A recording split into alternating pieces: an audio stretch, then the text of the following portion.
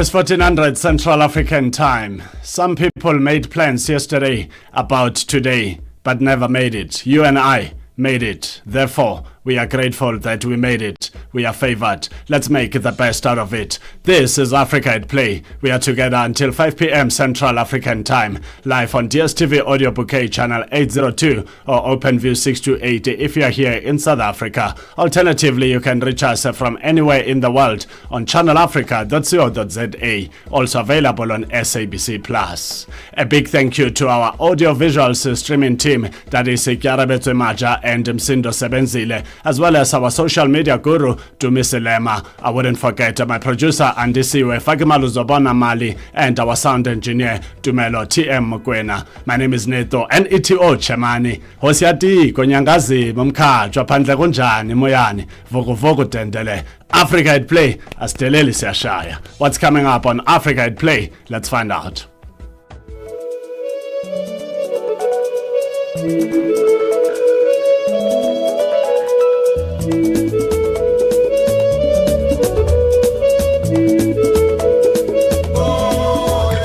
We currently are trying to arrange for, under the NOCZ, National Olympic Committee of Zambia, we're trying to arrange access to travel to the school games in North Africa. I think for Chan, our sole focus is on it's home, it's in Kenya, so we want to be ready, we want to be good. The 25-year-old clocked 14 minutes 03.69 seconds, a Rome meet record that was just 2.5 seconds shy. It's been a good experience playing outside for the first time. It was first time going outside.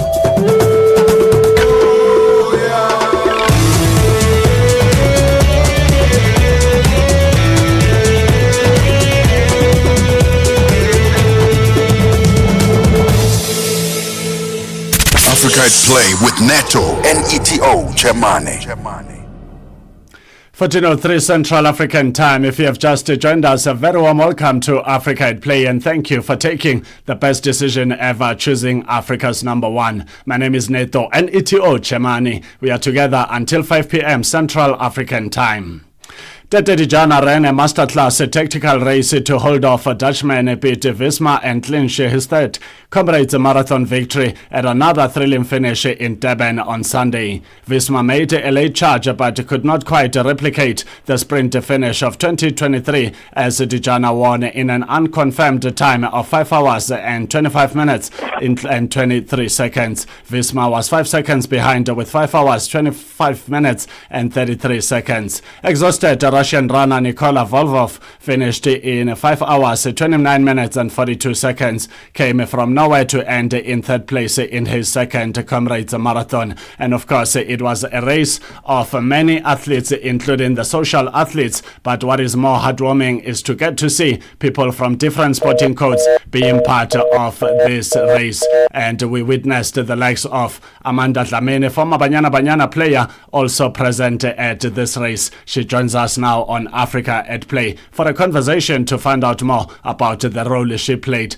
at the Comrades Marathon. This is not a child's play. It is 89 to 90 kilometers race, the ultimate human race it is called. And I always salute and give respect to all the athletes that are able to complete this race, because it is indeed a race of races, because someone could go run a 42-kilometer marathon. Now you take that 42-kilometer marathon and you go run another marathon of the same distance, and it gives you closer to what the Comrades Marathon is all about. So there were many thousands and thousands of runners from different parts of the world that were part of this race. We will connect to Amanda Dlamini in no time. In the meantime, should you miss out on any of our conversations, please do not worry at all. Do visit our Channel Africa website, click on programs and search for Africa at Play. At the bottom right screen of Africa at Play, you can listen to those conversations when you have time to do so. Please do get in touch with us on our different social media platforms.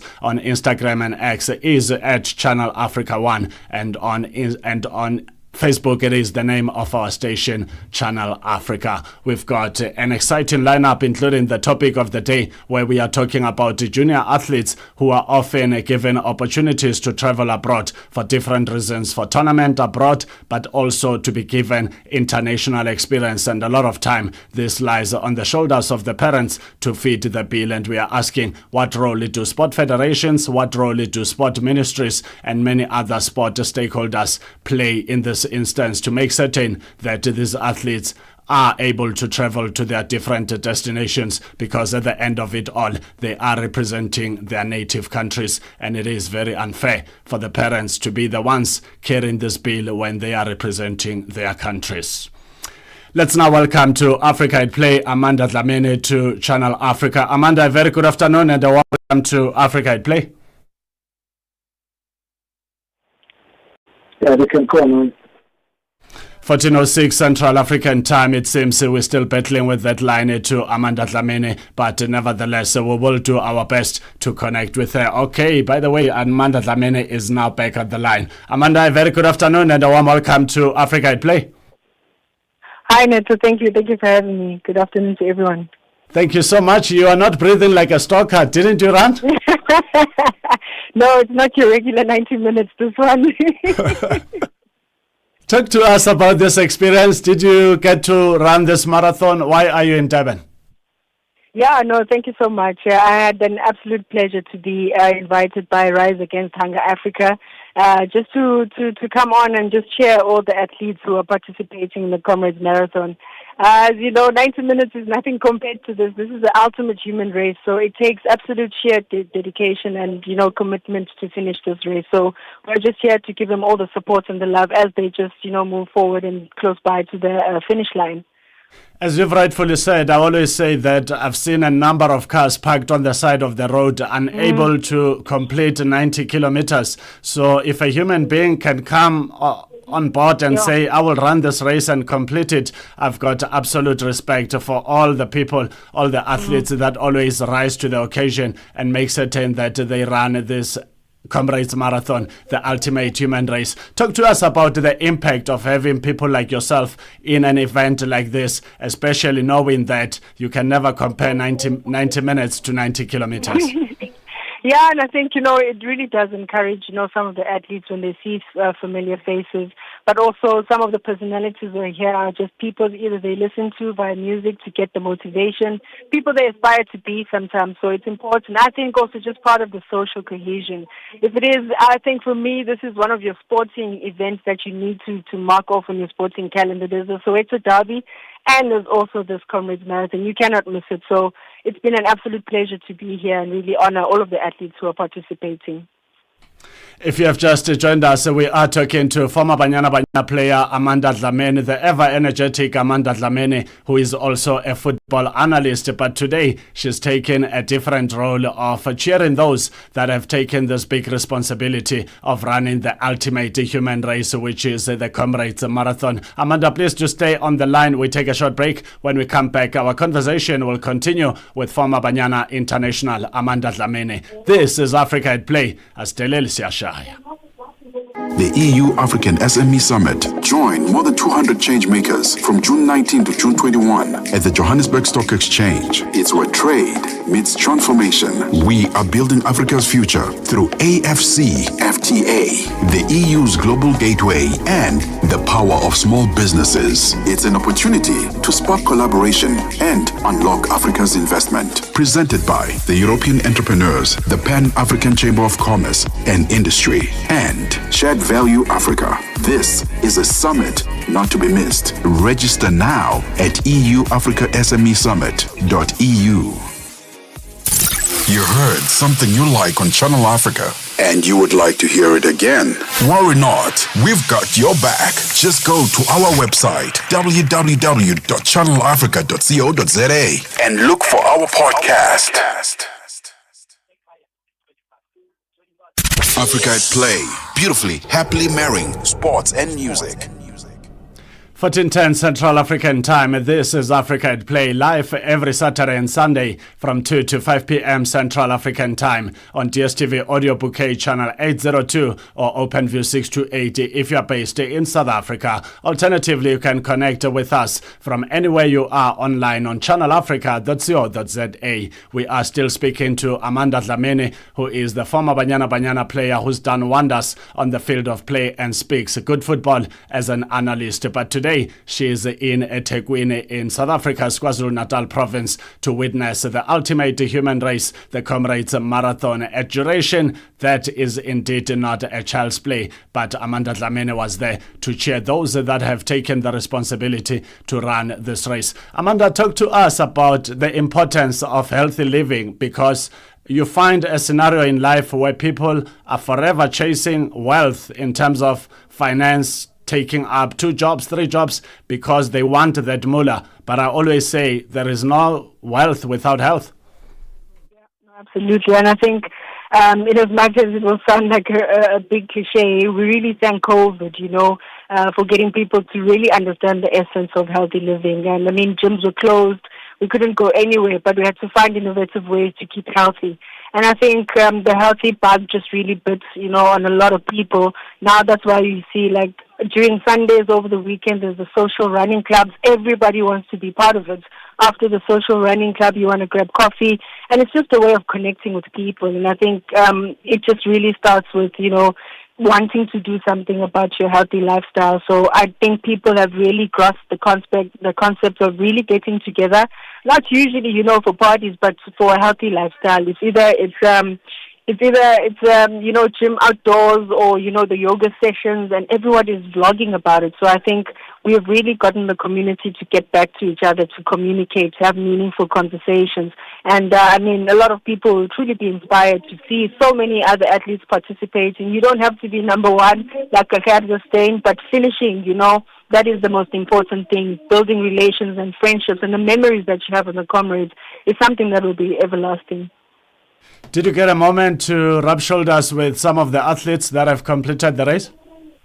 Not yet, not the ones that have completed. We're still pushing and steering on the ones who were still halfway and almost there. We're at the second leg just before the finish line. So after this, we're hoping that we can see everybody at the stadium and just have fun and truly celebrate what most of these athletes have really done. Something that is very unusual, 90 kilometers to the max. It's unbelievable, to be honest. I know a colleague, Arnold Rabutulu from Palapala FM, who was running his 20th race today. Wow.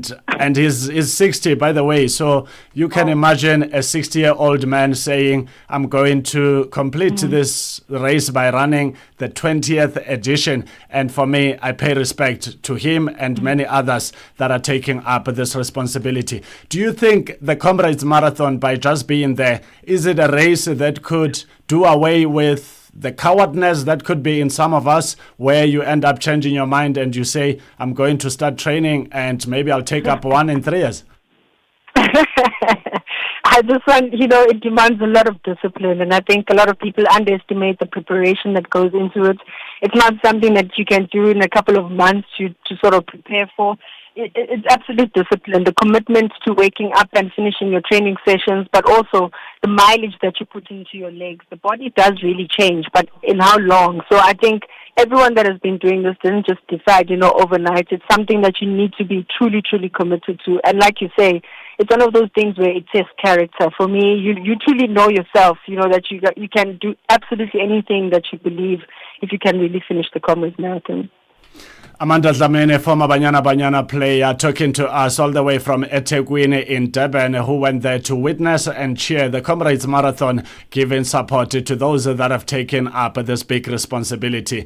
89 to 90,000 kilometers, not a child's play. Even if you say it's a down run, that does not erase the fact that it is a long distance marathon, the ultimate human race. Amanda, before I let you go, Banyana Banyana have been intensifying their preparations ahead of their WAFCON title defense coming up in Morocco this July. Your thoughts on the team's preparations? Are we looking forward to their second WAFCON?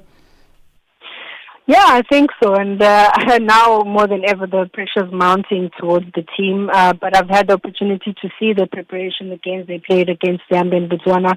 Probably not the most exciting of performances, but I think I really want to support Coach Deza's stance in terms of just using different players in different positions, because I think at that level, once you're defending a title, there's a little bit of flexibility, tactical flexibility that you're going to need. And some of our players are getting a little older, so it's about using them in different positions. But hopefully we'll get a good squad.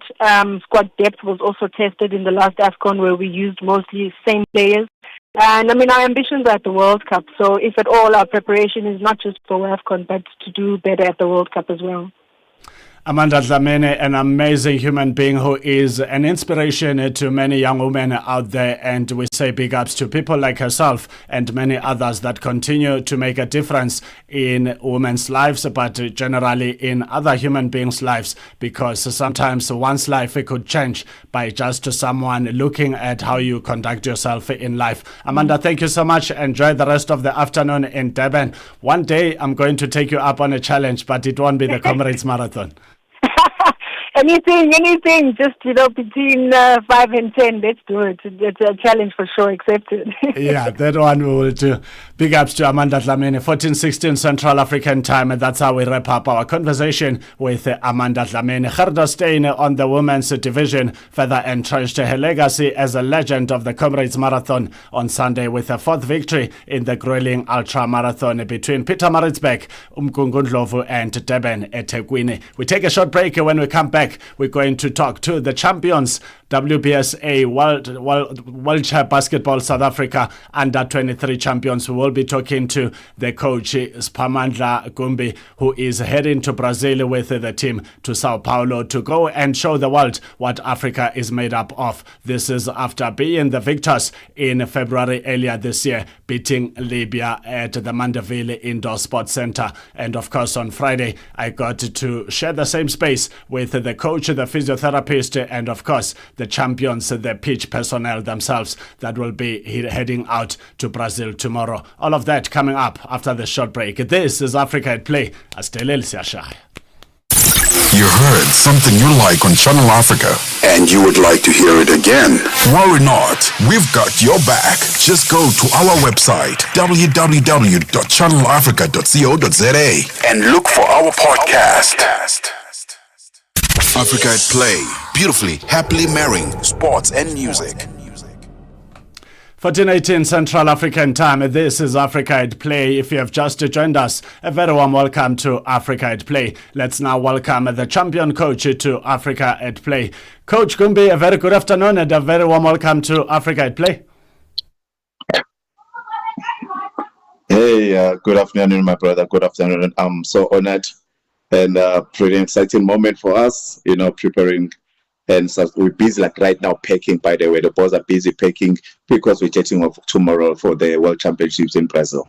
Thank you so much, Coach, for making time while packing to talk to us on Africa at Play. We just thought we wouldn't let you get into that flight without having this conversation. Let me just remind you not to forget your toothpaste. Certainly, man. I'm just going to make sure. All right. And it's in my toiletry bag already. So it's one of those elements that has got to be there in great atmosphere. Incredible. Got to maintain those beautiful smiles overseas, man. Got to maintain those beautiful smiles overseas. Clean chin. Incredible indeed. We've got Coach Spamandla Gumbi, who is the head coach of the under-23 team that is heading to Brazil. Coach, talk to us about the tragedy that occurred where you were not able to occupy the hot seat during the IWBSA World Championship African qualifiers in February at the Mandeville Sport Center, where we got to see Coach, the coach coming on board to assist you. You were even giving praises to the coaches that came on board to assist you to make certain that, we become the victors. We've seen the coaches raising their hands, Coach Nicodemus and the support staff being on board, but also, having conversations with you to make certain that they take the best decisions ever. Certainly, man. Basically the tragedy happened in January the 18th. I was driving with my family 6 of us in a car. Then, another irresponsible driver came on the side and took us out. So we spent quite a number of days and months in ICU, all 6 of us with my family, my wife, which is fortunately enough that we nobody lost life, though we pick up a lot of scars here and there. However, I'm grateful, to have fallen back to my peers in wheelchair basketball who all constantly were in communication with me, give me strength and, best wishes to me and my family. And that keeps us strong, man. And it still gives me that strength and belief that, hey, you know what, as much as life can be that unfair to an individual, but at least you do have people who actually can raise their hand and say, you know what, we know what coach is all about, and we know the programs that we shared, done with as wheelchair basketball South Africa, and hence it was easy for me to say, you know what, Coach Nick, as much as you are now being thrown at the deep end, but I know you can swim. And how well did he swim? Very well indeed. And Coach, talk to us about how important it is in a team setup to be true brothers, to be genuine, and to be able to work with each other at the highest possible level with integrity, with respect, but also with no jealousy. Because, I listened to you on Friday, sharing the gratitude of the coaches that came on board when you went through the tragedy you went through and was unable to be part of the team. But I could see how genuine the situation was. And I was like, if all Africans could learn how to work together, we could beat all continents in this world. No, it's very, very important. Especially when you are in the space where you're talking about sport, you're talking about team ethics, you're talking about unity. And look, if you're in a team sport, you're talking about, a common goal for everybody. It makes life so much easier. And then also trusting the programs and processes that you're actually putting into place in order to achieve a certain goal. So within those elements, I think you nailed it and say that there's an element of trust. There's an element of beliefs amongst each other and the team that we have. So for me, that really works perfectly well because I knew, that the coaches, as much as they didn't have the experience, but at least they were part of the program. They were part of, the selection of the U23s. They were part of the training program that we ran 2 years ago to last year and early the beginning of the year this year. So basically, I think that actually made life much, much easier, for us, for me and the team to say, you know what, I have no fear, because I know the young Nico can actually be able to come through for us and for South Africa in wheelchair basketball. So yes, I was thrilled. I'm so happy with this group of guys that I have, and I believe they are the future of basketball, because what we've done, what we'll be looking at as wheelchair basketball, we're going to look at every single division from the U23s to women and seniors. So we now have to identify a group of people that will work with those particular divisions, and that will help basketball in South Africa, wheelchair basketball in South Africa to move forward, because they will have that relationship with us as head of coaching commission and high performances, and say, this is what we're looking for the program. But how much you can make it work better for you. But there is a certain Bible that we want you guys to follow, the certain structure that you want to follow. So therefore, it was quite easy. You can tell with this energy. You can tell with this energy from the coach that we are talking to champions indeed. That is a wheelchair basketball South Africa under-23 team that has triumphed the edition of the African qualifiers earlier this year in February at the Mandeville Indoor Sports Center. And they finished unbeaten. But before we engage the coach on that, let's bring onto the conversation the physiotherapist of the team who can talk to us about the importance of physio in a team setup. Vutani Claude, a very good afternoon and a warm welcome to Africa at Play.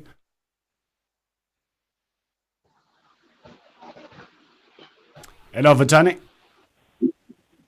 Hi, can you hear me? Yes, I can hear you. Thank you so much for joining us on Africa at Play. Good afternoon and welcome. Thank you so much. Thank you for having us. Indeed. Let's talk about your role, because a lot of times people focus on the coach, the assistant coach, the captain, and the rest of the team, forgetting that the team comprises many other different stakeholders and role players behind the scenes like yourself. As a physiotherapist, the role you play in making certain that these champions remain the champions that they are. Talk to us about that role and the impact thereof.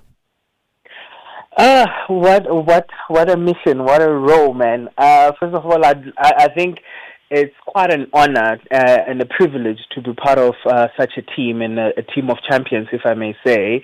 However, as a physiotherapist, we're looking at their physical well-being, we're looking at the prevention of injuries, we're looking at managing the injuries that may occur on court, whether during training or tournament. And one of the other things that we also look at is the medical situations. And we understand we're in the space of disability sports, so there's a lot that comes with it. And my background as a physiotherapist, plainly outside sports, is managing development, managing exercise therapy and all that. But when you get into the field of sports, and a lot of people, what is known out there is physios for your rugbies, your able-bodied rugbies, or your soccer. That's quite big and well known. And when you come to wheelchair basketball specifically, I get to see a lot of your shoulder injuries and your hand injuries. And it's very important in the sense that if the player that the coach needs to put on court is not ready or is not fit enough or has an injury that will prevent them from either pushing their chair or throwing at their optimum level, then that's kind of on me. I need to figure out what to do. How can I best get all the players ready so that the coach has everything that and all the players that they need ready on time to be on court and remain the unbeatable Africans that we are. Vutlari Tlot is the physiotherapist of Team South Africa, Wheelchair Basketball South Africa Under-23 team. African champions head into Brazil to go and represent the African continent. Let's bring back the coach back to the conversation. Spamandla Kumbi, the head coach of the side. Coach, talk to us about Willis, the bunch of players that you have. Always energetic. There is a way that they celebrate a moment, and to this day I'm still battling to do it. When they are being praised, they just have this energy that I've never witnessed anywhere before. What kind of players are we talking about? We have such a young spirited team, man. These boys are actually looking forward to this tournament. They beyond the fact that they actually prefer playing for different clubs. They just came into this setup and then they became brothers. They're so united and they're looking forward to the championships. They're looking forward to the challenge ahead. And we as coaches, that's only one thing that we can look for from them or ask for from them is to ensure that energy, that spirit actually carries the entire team forward, be on court and off court. So the unity within these players and their abilities to actually bring each other up in when they feel there's one actually going down and maybe has some issues or maybe couldn't square a basket, he missed a layup, but the others are able to actually say, hey, forget it, let's look for the next one, let's actually go and defend. So that's what you're looking for as coaches. We may need to actually bring up a very skilled and united U23 team. So they've got so much energy, and that's what we're actually asking for. And I'm definitely sure that's what we're going to be producing when we get to the championships in Brazil. Talking about the championships in Brazil, Coach, during the IWBF African Championships in South Africa earlier in February, the team triumphed that tournament with an unbeaten run, and that speaks a volume because it shows that the amount of work you've put on board working with the team over the years, it can never be taken light. What does this imply heading to the international stage where you are going to face the best in the world? Look, the boys are the champions, man. They put everything, into the qualifiers, and then that is actually carrying us through to the World Championships. Look, we know very well that, majority of the players that we're taking them through will be the first time actually competing in the World Championships. So the experience that is required to compete at that level is not quite there. But it's such tournaments and championships that will really drive, the country forward and the team forward if they actually been exposed to those level of competitions. So we were busy doing video analysis, and I could hear beneath their noses, and they were whispering and saying, I can do this, I can do that, I can do this, So that said a lot about, how far they want to go. So the opportunities that have been opened up for us through programs of high performance and being supported by Southhold, it actually opens up a lot of doors for these youngsters. And yes, we're looking forward to starting against the Americans, and which is great for me. I really would like to see and feel their weight and maybe impose our weight against them as well, and see how far we can grow and progress into a tournament, because I know each day is going to be a learning curve for us as coaches and all of them as well. That's Coach Spamandla Kumbi, who is the head coach of the Under-23 Wheelchair Basketball South Africa team, the African champions after beating Libya in the final. And of course, they played against other African giants in that same tournament. So it is not by fluke. They are deserving, and they are now heading to the international stage where they will be competing in the IWBF World Championships in Brazil from the 12th to the 20th of June. And this team, Amawili, so Amawila boys, are accompanied by a very strong slogan that says live the impossible. Let's bring back the physiotherapist Vutlari Tlot. Vutlari, talk to us about injury worries. Is the team in good shape? The team is on 100% good shape. I am not worried about anything. So yeah, we're ready, man. Yeah. I like it. Sweet and short. Vutlari, thank you so much for talking to us on Africa at Play. Please do pass our regards to the team. We wish them nothing but the best, and make certain that there are no injury worries. 100%. I just hope I pray that the coach doesn't break them during training, because then I'd have to fix them before the tournament. It's always the plea to say, hey, please go a little bit easy on them. I don't know if we have the capacity or the time to fix everything that may occur. But yeah, it's gonna be great. So thank you so much. Thank you so much for having us also. It is an awesome pleasure. That was the physiotherapist of the Wheelchair Basketball South Africa Under-23 team, Vutlari Tlot, the man doing the most behind the scenes, including other stakeholders that are making certain that the team is in good shape. Coach, as we wrap up this conversation, talk to us about other role players, the likes of Katlego Mogapi, the ever-energetic team manager who's always there with the team, giving you the necessary support. Oh, absolutely, man. There's nothing beyond what you just said. She's actually very energetic. She's spot on. She's actually on the ball, information, communication, and everything that we really need. She's on the ball every single time. So, yeah, once again, like I said, this group of team, people that are actually driving this team forward are such an amazing bunch of people. So, and she's been brilliant. Even my coaches as well, Coach Nico and Coach Sizwe, they've been brilliant. Working on stats and analyzing the games, and we're sharing information.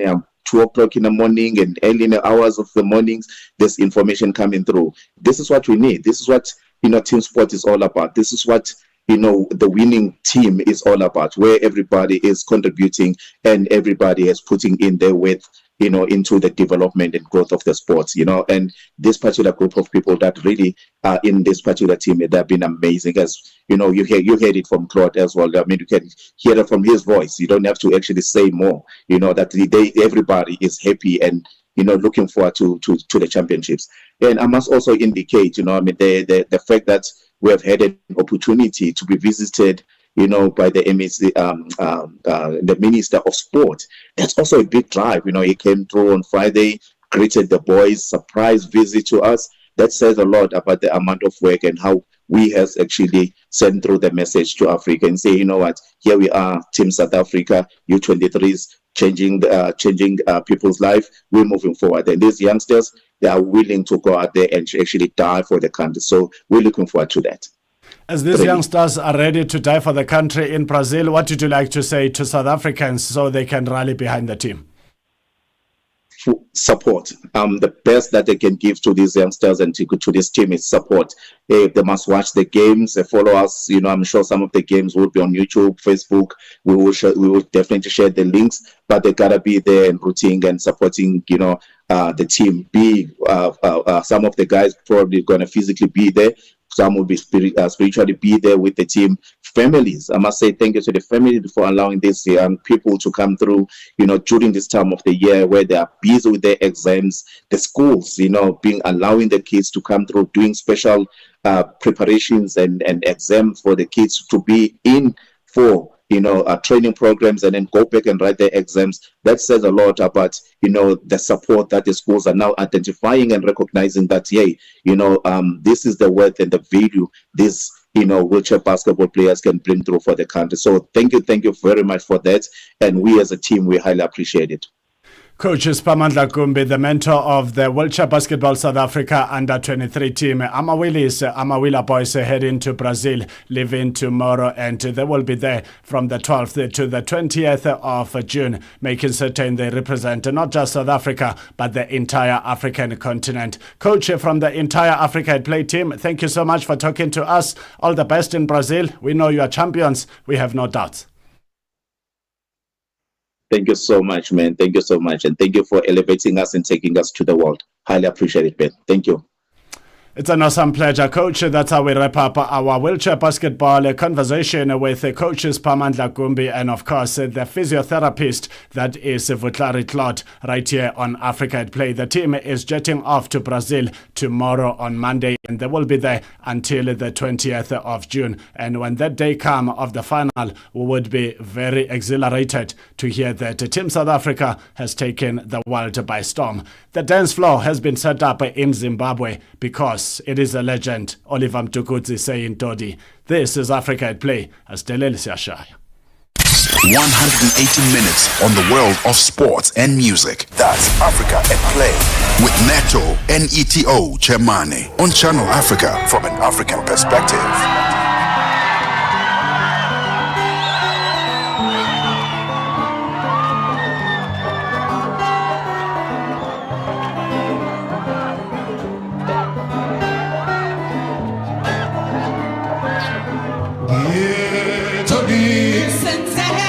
What shall we do? What shall we do?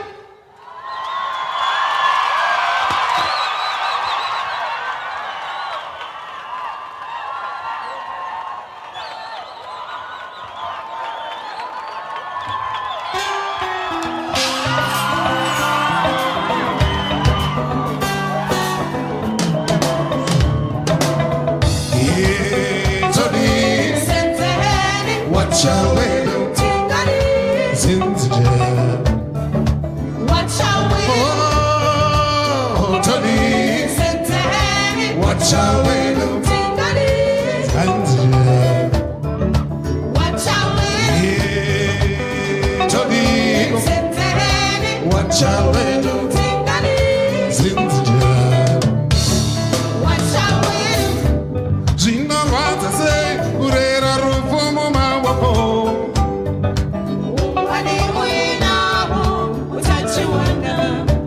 Zvinorwadza sei kuchengeta rupomo mawako.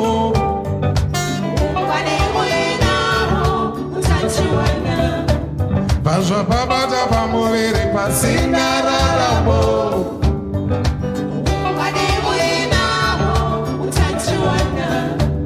Pazvapatumbuka pamuviri pasina raramo.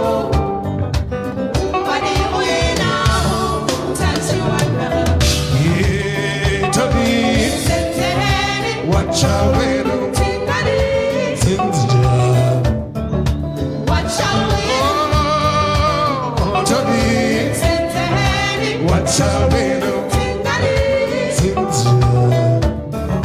What shall we do?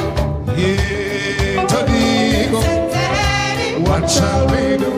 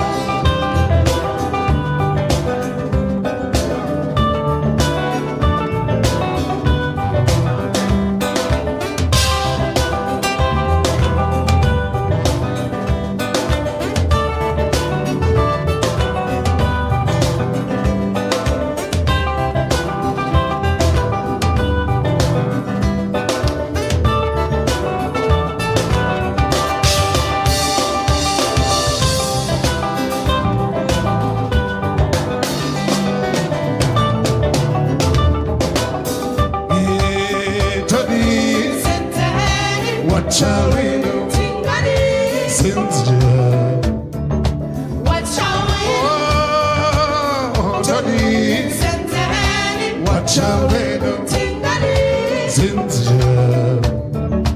Watch out, Todigo, watch out, Zinzia. watch out, Zina wataze, kubinyi wanewa ukere naye. Ubani winawo, utachiwana. Zina wataze, kubinyi wanewa kabisa puma. Ubani winawo, utachiwana. Anjizima unawo, utajiwana. Ubani winawo, utachiwana. Ende ujizima unawo, utajiwana. Ubani winawo, utachiwana. Yeah, Jody, Senteni, watch out, tingani. Zinzia. Watch out, Oh, Jody, senteni, watch out, tingani. Zinzia. Watch out, Yeah, Jody, senteni, watch out, tingani. Zinzia. Watch out,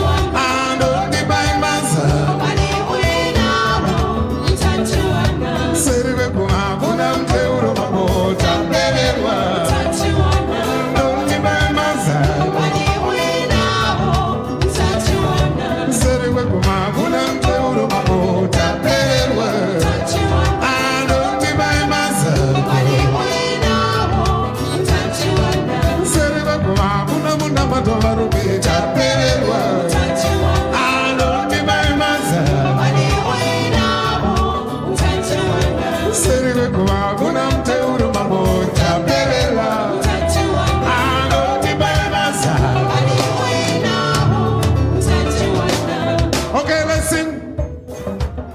Let's all sing together now.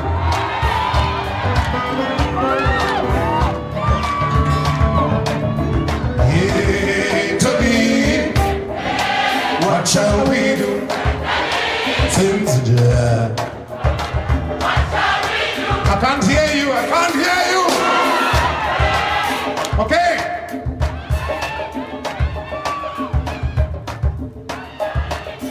Oh, Tony, what shall we do? Zinzia. Tony, what shall we do? Zinzia. One more time. Yeah, Tony, what shall we do? Zinzia.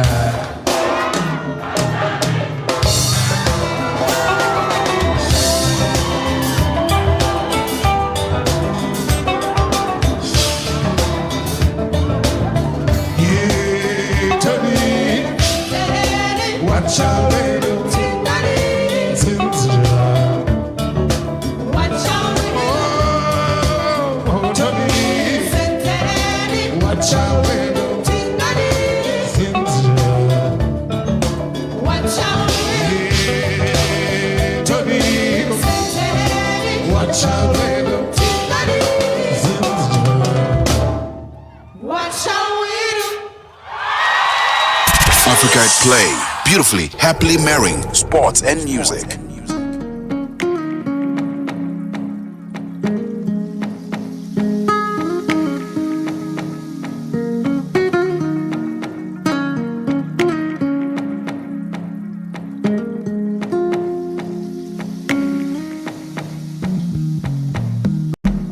Família, não quero discutir com ninguém, só vim informar que voltei com ela. Alô amigos, não quero discutir com ninguém, só vim informar que voltei com ela. A vida é minha, o corpo é meu, o coração que está a sofrer também é meu. A vida é minha, mamãe, o corpo é meu, o coração que está a sofrer também é meu. Todo mundo me dizia que ela não merecia, mas ninguém via que aos poucos eu morria. Eu até bem que podia ficar sem ela 1 ou 2 dias, mas como fazer, como enganar meu coração, mamãe? Eu amo.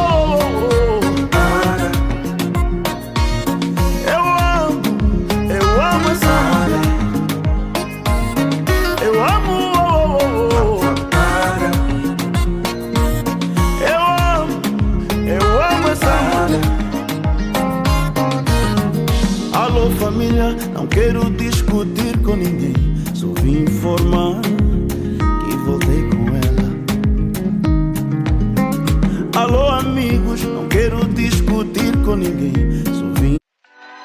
Africa is a story, a living, breathing, ever-evolving masterpiece. And for over 5 decades now, one voice has told it like no other. Channel Africa. More than just a broadcaster, Channel Africa is the pulse of the continent, African-led, African-run, and deeply rooted in its heritage. It's the only international station that speaks to Africa in its own voices: English, Kiswahili, Chinyanja, French, and Portuguese. The languages that unite 1 billion people. We have been there through every shift, every milestone, and every triumph. Not just reporting history, but shaping the conversations that define Africa's future. For brands, media planning, and advertisers, Channel Africa is more than just a platform. It's an opportunity. With 25 compelling shows covering current affairs, sports, business, music, and lifestyle, we deliver an engaging Pan-African audience ready to connect, invest, and act. Multi-award winning, internationally recognized, digitally accessible across the globe. When Africa speaks, the world listens, and Channel Africa makes sure of it. For business, for culture, for Africa, partner with Channel Africa, because Africa's voice is the future.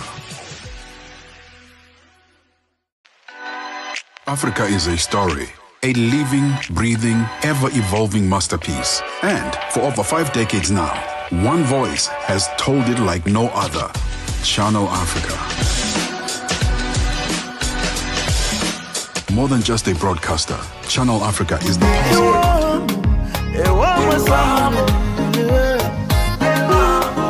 Alô família, quero discutir com ninguém, só vim informar que voltei com ela. Matias Damasio, one of those that are tabled and described as the king of Passad. I love music in Portuguese, and this one says Voltei com ela, which means I came back with her. She's been on the top 10 of good artists even in Portugal, and that goes to show that when you've devoted yourself into something, greatness is indeed possible. If you have just joined us, a very warm welcome to Africa at Play, the continent's best sport and music destination. We are together until 5 p.m. Central African Time. Should you miss out on any of our conversations, please do visit our Channel Africa website, click on programs and search for Africa at Play. At the bottom right screen of Africa at Play, you can listen to those conversations when you have time to do so. To get in touch with us on our different social media platforms, it is at Channel Africa 1 on Instagram and X, and of course on Facebook, the name of our station, Channel Africa. Let's now take a flight to Lusaka, Zambia, and touch base with our correspondent, Namuchana, for our topic of the day, where we are talking about junior athletes. This is Africa at Play, as Delel Siashai. Junior athletes in schools and academies often get opportunities to travel abroad for trials, tournaments, and youth development programs, yet most of these tours are on the shoulders of the athletes' parents or guardians to finance. We're asking what are the sports federations, sports ministries, and other relevant stakeholders doing to support junior athletes, as they are the future stars with a big chance to represent their native countries in international events. I have with me Pritchard Ngoma, General Secretary, Zambia Netball. Pritchard, thank you so much for having taken time to join us on Channel Africa. You've heard our topic today. What should sport federations, sport ministries, and other relevant stakeholders do in order to support junior athletes? I'm trying a very interesting issue. You see, we currently are trying to arrange for, under the NOCZ, National Olympic Committee of Zambia, we're trying to arrange athletes to travel to the school games in North Africa. Well, two things happen. We have federations that don't have pathways for these athletes. So many a time you ask for these athletes, then they don't have passports, they don't have it. Those federations that have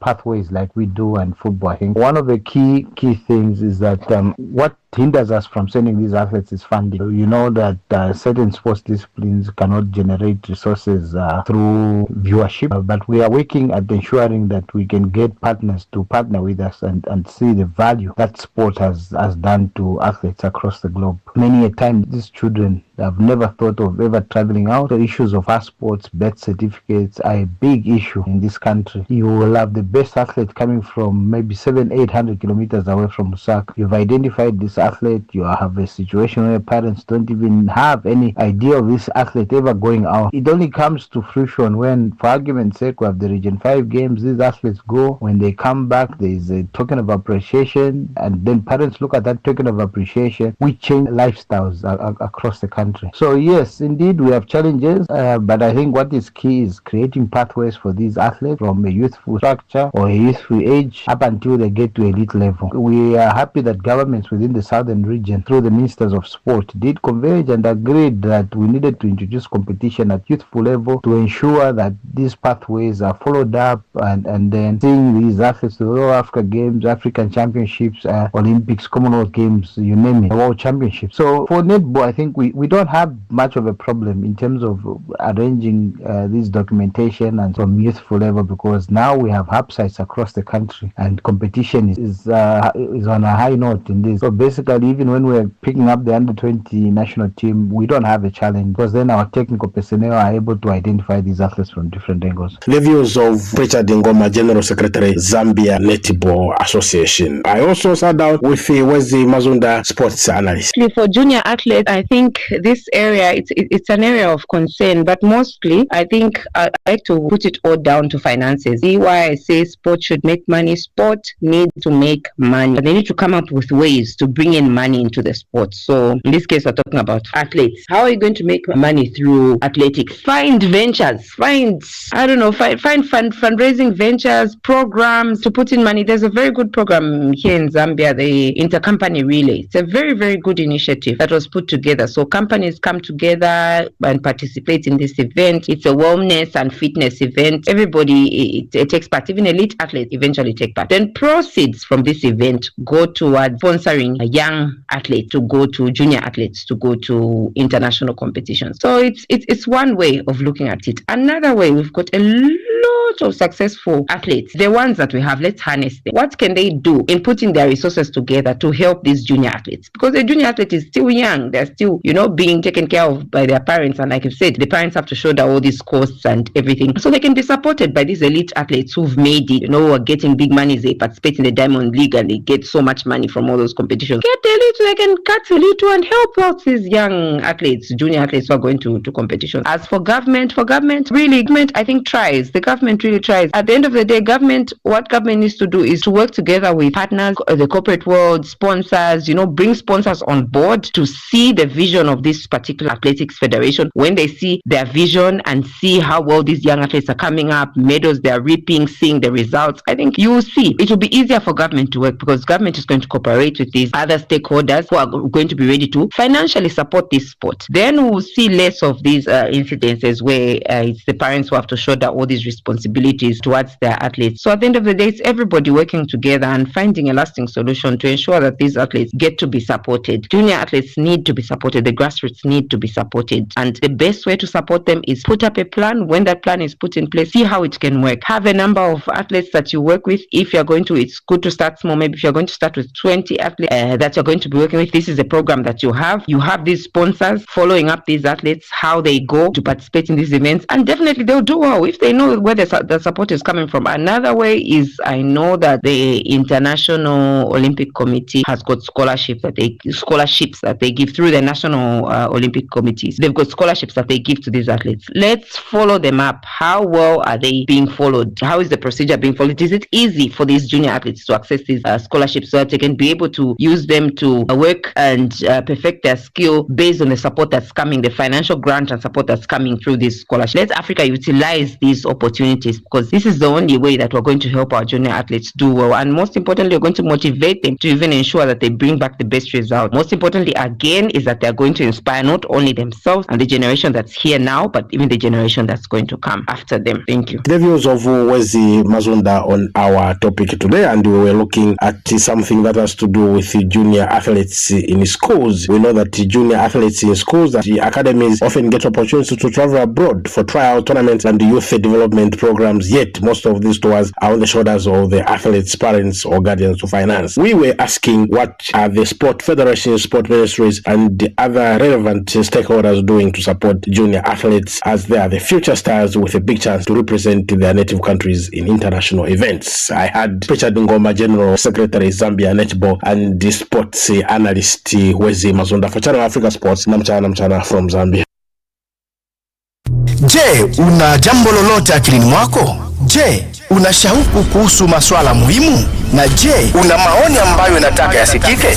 Kweli, hili jukwaa ni la kwako. Piga simu au tuandikie kwenda WhatsApp namba alama ya kujumulisha 2760552594 na tutakupigia simu. Mtangazaji wa habari zetu za Afrika Kusini mjini Johannesburg. Hivyo unaweza kuwa mshirika kwenye matangazo yetu. Sio mazungumzo tu, ni fursa yako ya kuchangia maoni yako na kushirikiana na jumuiya ya wasikilizaji wanaotamani mtazamo wako. Tufuate kwenye mitandao ya kijamii. Tembelea tovuti yetu www.channelafrica.co.za na uwe tayari kushiriki na kuchangia maoni yako kwenye Channel Africa. Channel Africa, mtazamo wa Kiafrika. Are you fluent in French, Chinyanja, Portuguese, and Kiswahili? Are you passionate about radio? And are you looking to work in South Africa?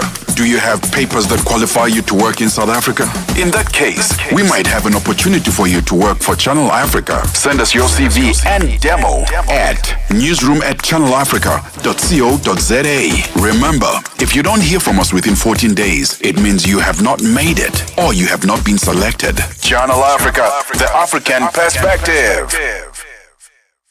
Africa at Play, beautifully, happily marrying sports and music. 14:59 Central African Time. This is Africa at Play, live every Saturday and Sunday from 2 to 5 p.m. Central African Time on DSTV Audio Bouquet Channel 802 or OpenView 628 if you are in South Africa. Alternatively, you can reach us from anywhere in the world on channelafrica.co.za. Also available on SABC+.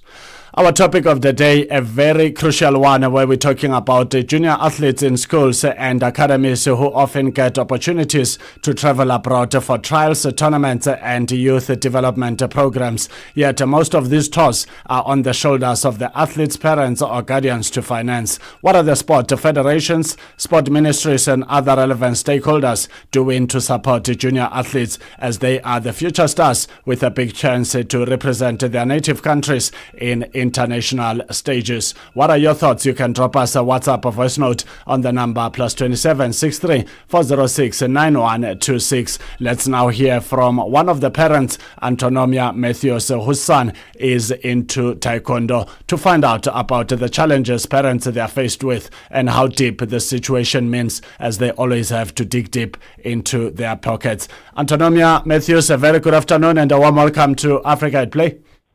Good afternoon, Neto. Thanks for the invite. Thank you so much for joining us. Talk to us about the challenges that as parents you are always faced with regards to our topic of the day, where we are asking what are some of the stakeholders doing in terms of helping these junior athletes to be able to achieve these trips, having to travel to various parts of the world and representing their native countries, but it's always on the shoulders of the parents. Yes, I would definitely say, Neto, that finances is a huge challenge for many parents. You know, a lot of us don't really have the finances to sponsor our kids or to get our children to the championships. So I think finances is the biggest challenge, because there's not always funds. And then also for our children, what I've noticed is that sometimes other athletes have better gear, for example, than what your child might have. And children might feel also that they don't have the right equipment, or they don't look the part in a sense. So I think that's also one challenge that a lot of our athletes face, as well as not feeling mentally ready, because they feel like they might be in a disadvantage because they don't have the equipment or the necessary funds that they need to do or improve in the skill that they have. And then also another thing that I've noticed for myself, and I'm sure a lot of parents would say the same, is also nutrition. We know that nutrition is also a very big part of an athlete's life, and not always have, the capability to buy the necessary stuff for your child that they need to improve not only their fitness, but also their health. So yeah, for me, that is the challenges as a parent that I would say. And Ma'am Matthews, talk to us about mechanisms, the creativity that you then table upon realizing that you are on your own on this one. Do you then do fundraising raffles or other fundraising events trying to raise these funds for this kind of trips? Yes, sure, I do. I must say I'm so thankful to a lot of people that have come alongside us, and friends and family, and really has been given into, especially now, just talking about my son that has gone overseas. So what I normally do at the moment, I started with Jaden's journey because he's working towards the Olympics. Started asking friends and family just come alongside us to contribute a certain amount that they are comfortable with contributing monthly, and then putting into his account where we keep. Like, for example, now he will be traveling to Eswatini, and a lot of the funds has been paid from the contributions that people has been given throughout the month since January. So that's just one of the initiatives that I do at the moment. And then I will just go around asking companies, email companies, to ask if they would like to partner with him or, athletes, so that they can also have stuff that they need. But yes, it's not always easy, and we don't always get the support. But definitely from friends and family around us, very thankful, because a lot of them have really made it possible for Jaden to travel where he needs to be. That is the voice of Antonomia Matthews, the mother to Jaden Matthews, who is into taekwondo, a 17-year-old taekwondo athlete who is getting up for a trip to Eswatini for the Continental Championship of Taekwondo. Ma'am Matthews, please do stay on the line. Let's also hear from other parents, because it's good that you also hear what sort of challenges other parents are going through and what mechanisms or ideas they have on the table to navigate through this challenge, because a good idea can always help you. It doesn't matter where it comes from. Let's also welcome to Africa at Play a mother to Nathan, that is Kalibone Brerenkamp, and Nathan is also on that same predicament of an opportunity to go to the United Kingdom to go and showcase his talent at Coventry Scouting Showcase 2025 in the UK. And it's always that challenge where finance is not always on top of the table. Ma'am Bredenkamp, a very good afternoon and a warm welcome to Africa at Play. Good afternoon, and thank you for having me.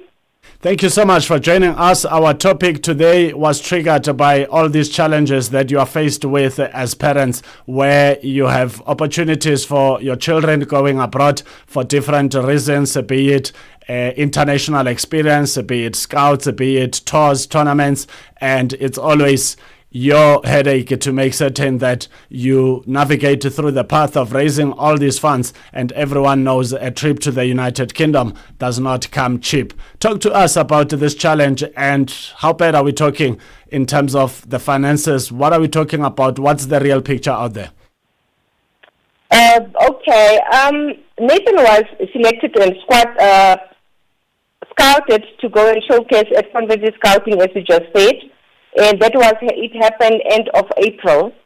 And I've written letters to several local municipalities. I've done an article on our local paper, voicing out the needs that we have, donation, sponsorship, whatsoever. And it is really sad that to date we haven't even had any sponsors that are coming forth to say we can help. And we're also running a fundraising of selling raffles where it comes with prizes as well. First prize, third prize, and second prize as well. But for now, nothing as yet. And we find it very difficult because it's not only for the trip, it's also the process of this whole preparation for him to go, because it comes with coaching, it comes with training, nutrients, and the fitness and everything that goes with it, so that when he gets to the United Kingdom, then he is already, fit for this. It's not just going into the field and it's all the preparation that takes place during this period. And for now, we haven't even had any form of sponsorship as we speak. And it is only a few family friends that have offered, that bought the raffle tickets. And it is very sad that our kids will be missing out on such opportunities that can actually open doors for them, because Nathan would really like to pursue his football career to become a professional player, because he's got the talent. If I may say so myself, as a mother, is not just saying it, but several coaches, several people that have seen him on the field, on the pitch playing, they always say to us that Nathan is talented and he can do with his football career. That is the voice of Calibon Bredenkamp, a mother to Nathan. And Nathan is a young soccer player who's got an opportunity to go and showcase his talent at the Coventry Scouting Showcase 2025 in the United Kingdom. We also spoke to Antonomia Matthews, a mother to a taekwondo athlete, Jaden Matthews. And these are all challenges that parents are tabling about finances, because these opportunities are great presented on the table, but it goes back to the parents' bank account, the parents' purses, the parents' wallets, and the parents' pockets. Let's also welcome another parent to the conversation. Ma'am Bredenkamp and Ma'am Matthews, please do stay on the line as we compare notes of these challenges, which I believe that the creative ideas of trying to raise funds could also be a temporary solution, or at least a solution that is, reducing the problem and the headaches you may be faced with ahead of these trips. Let's welcome Puminkosi, a mother to Khotsonkosi, our bundle of joy in sport, who's been here on Africa at Play and is heading to Spain for an opportunity similar to Nathan's opportunity. Pumi, good afternoon and a warm welcome to Africa at Play. How are you? I'm doing good. How are you doing? I am good. Still fighting a good fight. Yeah, fighting a good fight is what is needed, but we need solutions to this fight so that, moving forward, we do not have a situation where it always stops with the parents having to make a plan. At times, you've got your own financial troubles, and then comes this opportunity that says your son has to go to Spain for a tournament, and it is faced with you head-on collision. Talk to us about this challenge and what have you done so far trying to find solutions. Firstly, I think there's not much information, public information, known out there as to how to even go about obtaining such sponsorships for your kids in sports, how to excel their career in sports through governmental funding, government assistance. I had to literally go to post, ask everyone I know if they, and especially in the sporting world, if they're familiar with this process, how to even go about it. So I think that's the first issue, lack of information. I have been on every website I can think of trying to get contact details to different ministerial offices, send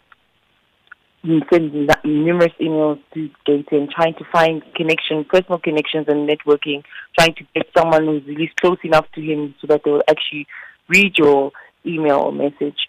Trying to approach different corporate companies, and most of them only want to support NPOs and NGOs. Individual companies, again, backup buddy accounts, trying to flood things on social media. It's hectic. You go everywhere, and it's just very sad that at the end of the day, when Joto goes to Spain, because I still believe it will happen, something will happen. Like I said, I'm still fighting the good fight. When he goes there, he's going to be recognized as a South African, you know. And even one day when he's older and he does play for Bafana Bafana, it's easy for the country to claim him, you know, as his own. But at the end of the day, the system did nothing for us to get us there and to assist us, you know, on our journey. Everything, like you said, and the previous mother said, it falls on us as parents, which is fine. At the end of the day, these are our kids. But with terms of something that's going to achieve national and international recognition, you know, you would think that the government who's responsible for each and every person that is born here, there's no assistance, you know. There's lack of funding. There's no direction even. Valid points indeed raised by all these mothers, including the current views of Phumi Nkosi. And that's precisely what we are saying on our topic of the day, to say these junior athletes, they've got a responsibility of one day representing the country, and they already are at that junior age, because they leave South Africa, go into different destinations to represent South Africa, and they are the future stars who will one day be donning that green and gold outfit for different sporting codes on behalf of South Africa. And that's why we're calling upon relevant stakeholders to play their part in making certain that this becomes a success, because if these young stars are not achieving what they are hoping to achieve, we will lose them to wrong destinations like substance abuse, like drugs, and many other issues out there, including teenage pregnancy. Phumi Nkosi, thank you so much for talking to us on Africa at Play. Let's hope for the best, and we're hoping that the relevant stakeholders are listening to this conversation, and it will be an urgent matter to be attended to. Like you've rightfully said, there's not even a direction of where to go to get this assistance, and wherever you knock, it's almost like you are bumping on a rock. Yes, definitely. And thank you very much for platforms like yours for showing and creating awareness to such issues, because it is very important and it's fundamental, you know. Like you said, we're trying to keep our kids from deterring off the wrong path, you know. We want them to do good things with their lives, good things with the abilities, you know, the talents that they've been gifted with. So I appreciate it, and hopefully something positive comes out of it. Let's hope for the best. That's why we are here. We are not in the business of giving up, but that's not a solution. That was Phumi Nkosi, a mother to Khotso Nkosi, who's got an opportunity to go to Spain, but they are still fighting a good fight, wanting to make certain that the trip becomes a success. We still have Antonomia Matthews. Let's also wrap up with her. Ma'am Matthews, if the Minister of Sport, Arts and Culture, Minister Gayton McKenzie, and other stakeholders are listening to this conversation, what would you like to say to them? Because it is that special word that could just come from you that could make him and other stakeholders look at the situation differently. I would like to ask them to urge them to look into all the different sports areas and invest in all the young kids that is out there. Not only mine, but a lot of kids. I mean, mine is just one drop in many athletes that's out there. So I'd really like for them to just look into it more. For, like I mentioned to you even earlier, Taekwondo, for example, is not even so recognized in South Africa, which makes it even harder for us to get any sort of help in terms of that. but really to create more awareness of the sports that's there, and also maybe create some sort of pool where people from outside also could help our athletes to perform and to get what they need in order for them to perform well and to achieve great things. So, Ma'am Matthews, how are the preparations for Jaden Matthews heading to Eswatini for a taekwondo competition? At the moment, most of his things are settled, all the team's things. It's just there's been some glitches in terms of the transport to Eswatini, as well as I just found out also some, the food that I need to eat their side. So we are in need of some funding, either in finances or someone that might be willing to say, here's a car that we can, take the team downwards. So yes, the team is at the moment in need of that. But other than that, they are sorted. But yeah, there's challenges that they face, especially like the traveling to Eswatini at the moment. Thank you so much for being a good mother, and thank you to Mr. Matthews for being a good father, and many other fathers and mothers out there that are always making certain that their children's trips under the umbrella of sport on the African continent become a success, because we all want what is best for African excellence, these talented youngsters. Thank you so much for talking to us on Africa at Play. All the best moving forward. Thank you so much, Mr. Nathan. Thank you for having us. Have an awesome day.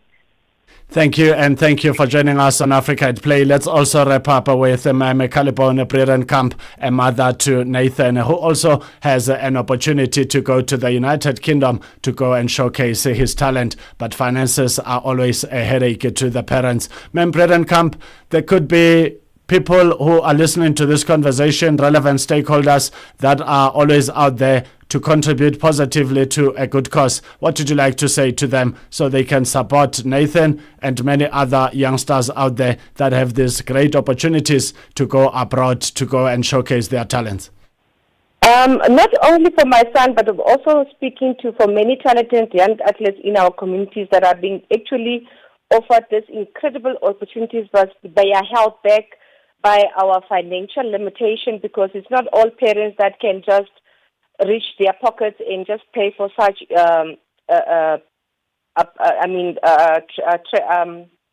trips to wherever out of the country.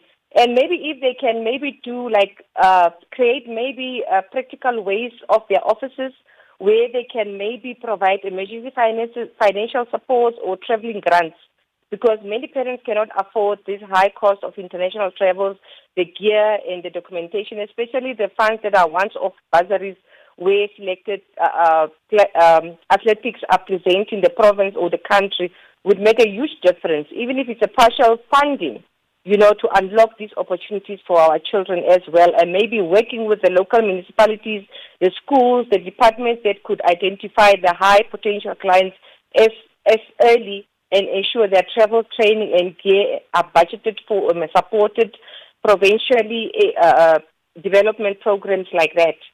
Because I've also written an email to Mr. McKenzie on the 19th of May, and unfortunately his PA was on maternity leave, and the auto reply of the email gave me two alternative names that I can forward the email to, and I've been trying to do follow-up emails with no response. So it is like it's a dead end for us, and we get discouraged also as parents because we're trying to knock, but all the doors seems to have locked in. Nobody seems to come forth and just help us, even if we don't do it fully, but give us something that we can work on, because if you're working from 0 to 44,000 that I'm looking for Nathan, it's a huge amount, and if there's no support of any sort, then it makes it difficult for us and our boys also, like you said and the parents said. We're trying to actually take them away from all these other things that can easily take them away from their sports, away from their passion, because there is no way forward of the dreams that they have, where they want to develop, where they want to go, where they want to take their talents, their passion for sports and the other athletics. So if they can maybe do something like that, partnershiping with the municipalities and doing a grant for such things, and not just shut us down and not even reading our emails or responding to our emails at least to say we cannot help you, but we can refer you to this person, to that person. That will really be a good help for us as well, so that our kids can stay motivated, can stay focused on their dreams and not lose hope in the journey of them building that and wanting to become something in the life and not just be on the street doing drugs and all sorts of things that are out of hands of parents out there.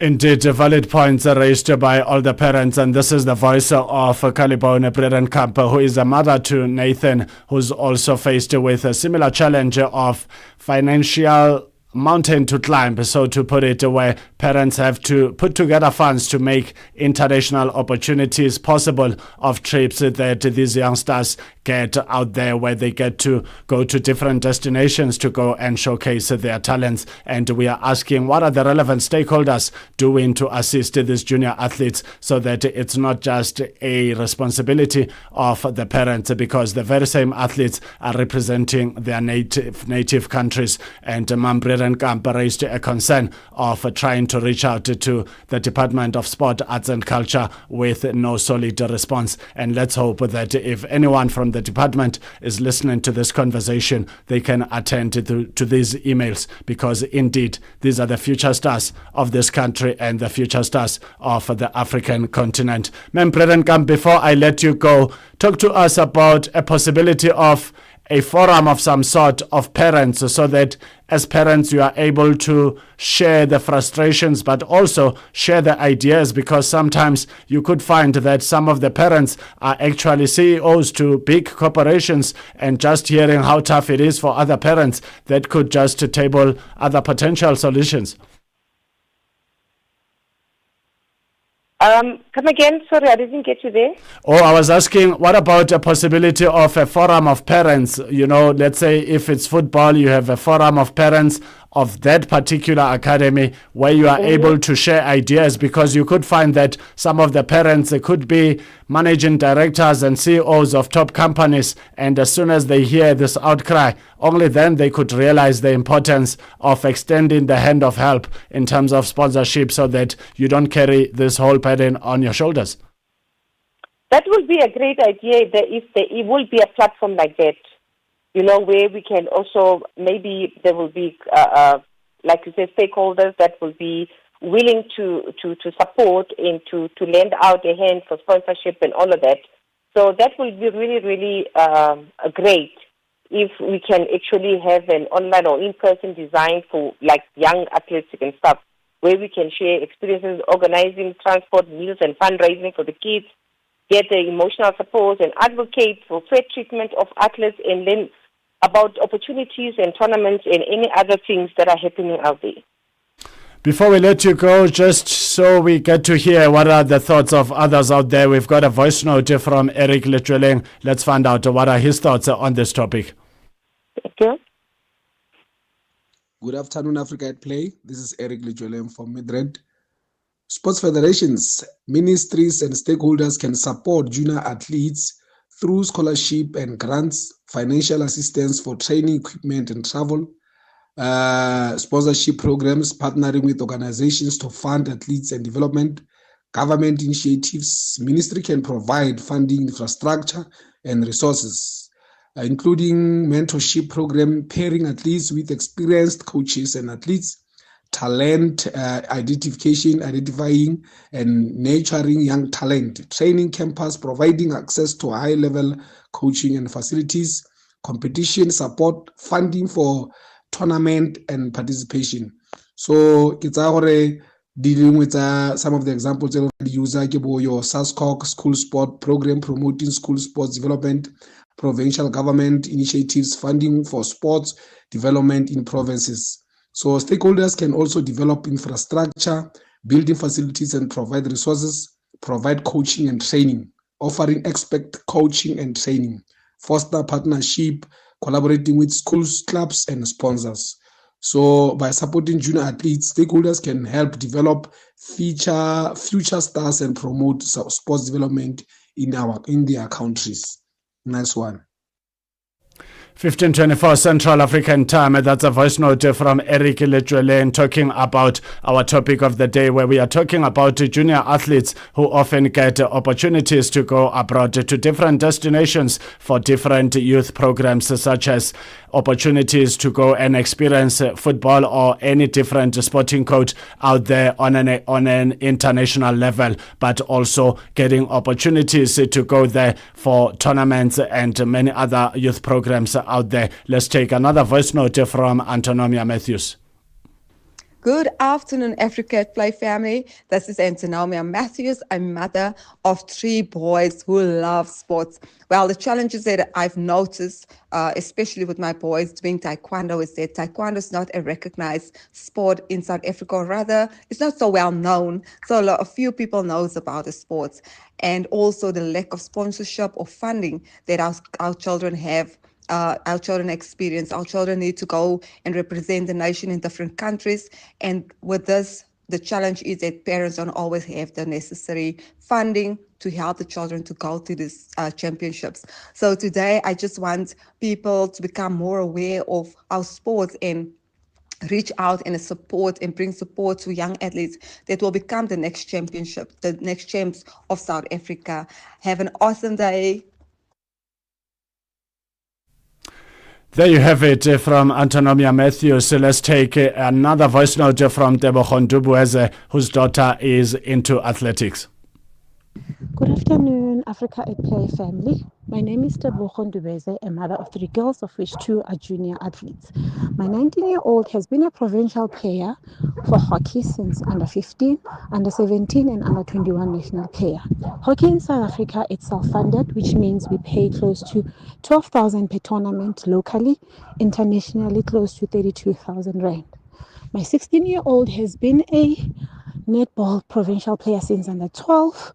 We pay close to 5,000 rand per tournament, and recently made the SA team to travel to Nigeria, of which is fully funded by Athletics South Africa. However, the cost of us as parents to go and support them, it's something that we struggle with. These costs exclude cost of spikes, nutrition, running clothes, hockey sticks, safety gears, nutrition, the bios, the physio. So it is really hard. Thank you so much. There you have it from concerns out there in terms of voice notes that are speaking to our topic of the day. Let's wrap up our conversation with the final parent who's on the line. That is Madam Bredenkamp. Ma'am, you've had concerns from other parents. As we wrap up, what are your closing remarks? Can we just get support for our kids, to be awarded these opportunities that is being presented to them, so that their dreams can come true and they can make something of their life and not just being cooped up in unnecessary things or things that are not right for them out there. There you have it. Thank you so much, ma'am, for talking to us on Africa at Play, with hope that Africa and the world are listening to all these concerns. And we do want these junior athletes to be given the necessary support so that they can go out there to represent their native countries, because above all, they are the future stars of the African continent. Have a good afternoon further. Thank you so much. 15:28 Central African Time. This is Africa at Play. Thank you for listening. We take a short break. When we come back, we will be having a Basketball Africa League conversation. We started yesterday as the playoffs and finals are underway at the Sunbet Arena in Pretoria, the country's capital city. Africa at Play, as Shire. All this and more after this short break. Your weekday afternoons have been upgraded by The Upside with me, Tebogo Ndubueze, and my partner in crime, Nompumelelo Ngubeni. And if you want to find out all things luxury, fashion, travel, and arts and culture, this is exactly the place to be. Prepare to be delighted. If it's hip, if it's happening, we are talking about it. We talk about what's now, what's next, and most importantly, what matters most on the African continent and the diaspora. Do you know what time it is? Catch us every weekday on Channel Africa from 1 to 4 p.m. Central African Time. Yeah, that's us every weekday afternoon. 100% minutes on the world of sports and music. That's Africa at Play with Neto Chemane on Channel Africa from an African perspective. 15:29 Central African Time. This is Africa at Play, and thank you for tuning in. We are together until 5 p.m. Central African Time. It is time to connect with the basketball. Those who love the sport of basketball, those who have devoted their lives to basketball, and of course the Basketball Africa League playoffs taking place for the first time in South Africa, the playoffs and finals at the beautiful Sunbet Arena. And we now welcome to the conversation the head coach, Coach James Meyer Jr., APR BBC head coach for BBC Rwanda, who are doing the work for basketball, under the umbrella of Basketball Africa League. Coach, a very good afternoon and a warm welcome to Africa at Play. Thank you for having me. Good afternoon. Good afternoon, Coach. Let's talk about your team's journey in this edition of the Basketball Africa League 2025. The journey didn't just start here, but it comes a long way back, including the conference, the different conferences, and here you are now. You've made it to the BAL playoffs and finals that are taking place at the Sunbet Arena. How has the team's performance been so far? The team's performance has been well. In the NIL conference, it was a little rocky. We had a few injuries, but we maintained our confidence, maintained our style of play, and we were able to make it here. We were fortunate enough to have a win against Petro yesterday. That's the defending champions. So, it's always a positive note. So we're in good spirits, good health, and we're looking forward to our game tomorrow. And Coach, when talking about Petro di Luanda, you talk about another formidable side, the defending champions. They love their basketball just like you do. And you've shown them that you are not a walk in a park and there's another game coming up your way. What do you say to players so that they don't despair? Because champions are not people who win all their matches. We've seen people losing a match only to win the tournament at the end of it all. It is that momentum that keeps building up during the tournament, but also the self-belief of players knowing that if they work together and they take the instructions and they add their creativity on the court, greatness can come out of it. Well, we try to focus on ourselves a lot. To be honest, we actually never mentioned to each other that Petro de Luanda was the defending champions. All of the teams in the BAL are champions in their own right. They've all won in their own countries, different tournaments in their leagues and different cups and different things like that. So I think all of the teams have a championship mentality coming in. Now, for us, it's just being the best APR BBC that we can be, and that's a team with a lot of chemistry. That's a team that works together and plays together and wants to win together with a common goal. So we just try to talk about that and really focus on being the best as possible on both ends of the court. A team that runs, a team that works together in speed and has various weapons offensively, and a team that defensively, when we're playing together, we could play at the level of anybody. That's the voice of Coach James Meyer Jr., who is the head coach of the APR BBC Basketball Club all the way from Rwanda. You can never talk the sport of basketball with just the mentors without engaging the actual personnel, the playing personnel. Let's also welcome a player from this exciting basketball club from East Africa. That is Obadia Arthur Noel, who was born on June the 28th in 1999, an American professional basketball player for APR BBC of the Basketball Africa League. Obadia, good afternoon and a warm welcome to Africa at Play. Good afternoon. Thank you. Yeah, talk to us about, you playing for this formidable outfit all the way from East Africa. What does it mean for you being part of this exciting team? It means a lot. I played here last year, and for us to be in this position, to compete, to win the whole thing, it means everything, to get over that hump and finally be here. So I bet it means more for the country, people from Rwanda. So, yeah, it's really big. It's really big for us. And what kind of a coach is Coach James Meyer Jr.?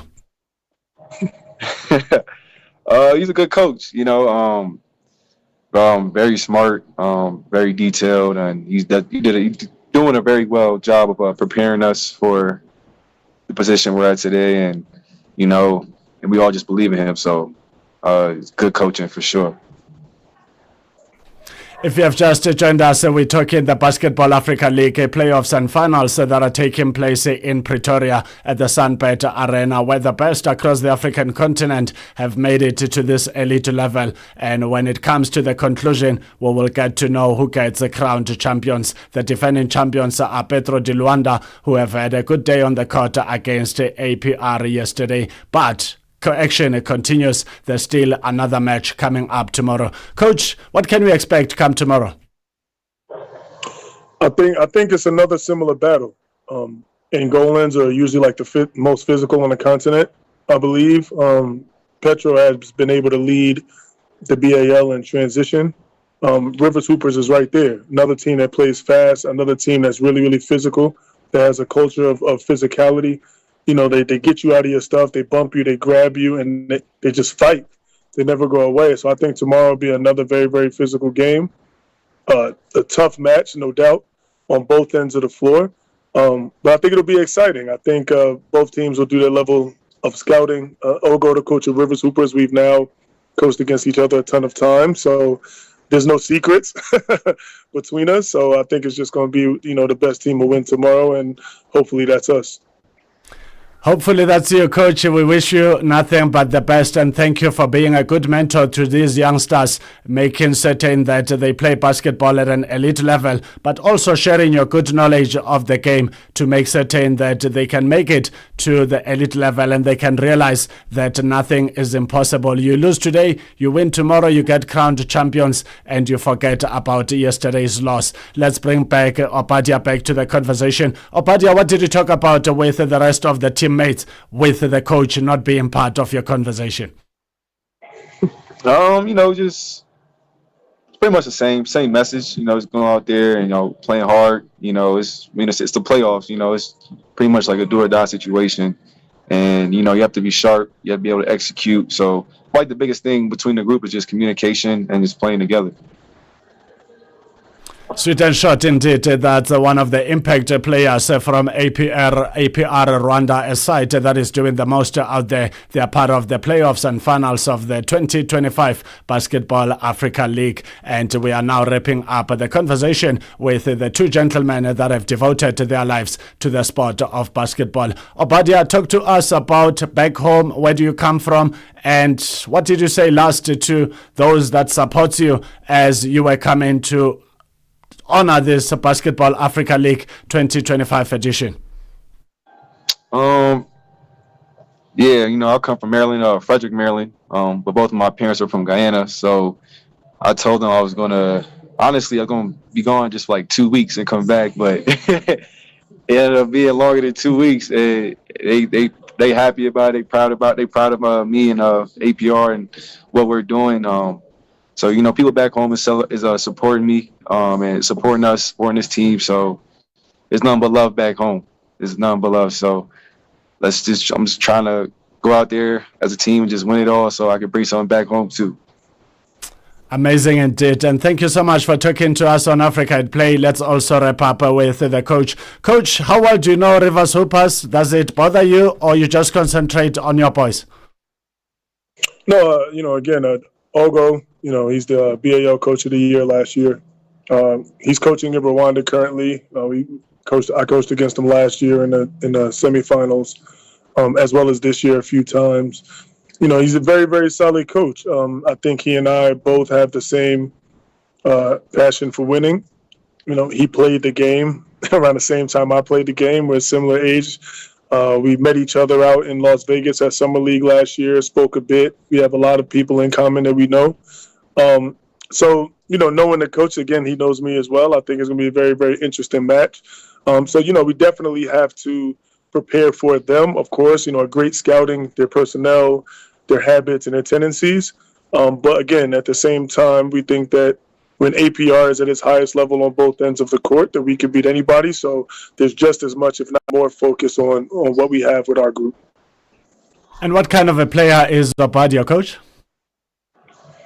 Very aggressive player, very passionate player, expends all of his energy on the floor on both ends.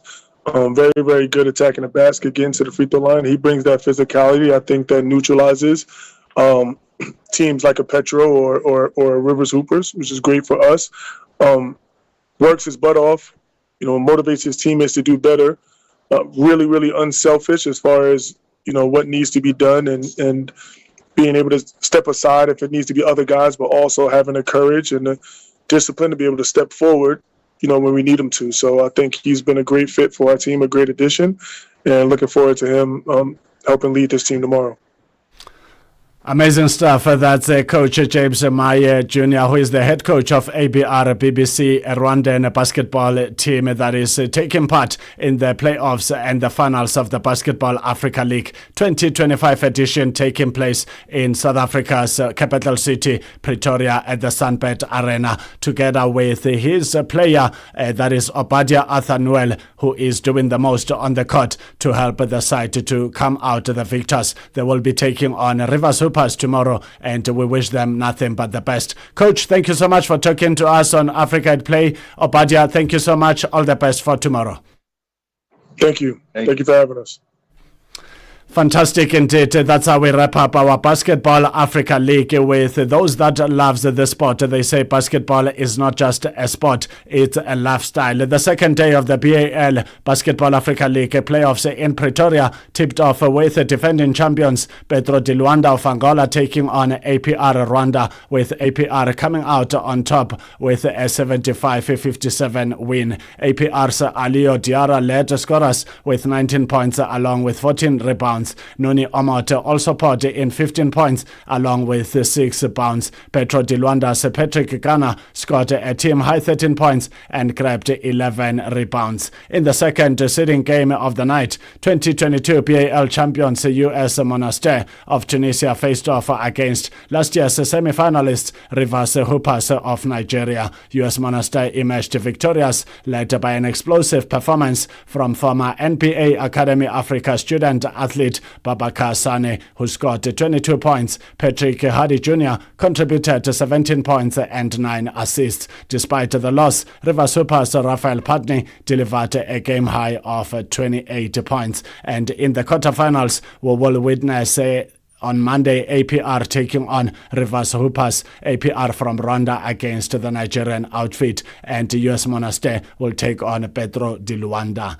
These are the Basketball Africa League games, and there's still a 2-win or go-home quarterfinal matchups against Al Ahly Tripoli of Libya, who will be taking on a Creole Star of Cape Verde at 4 p.m. Central African Time, before Al Ittihad of Egypt faces Faz Rabat of Morocco at 7 p.m. Central African Time.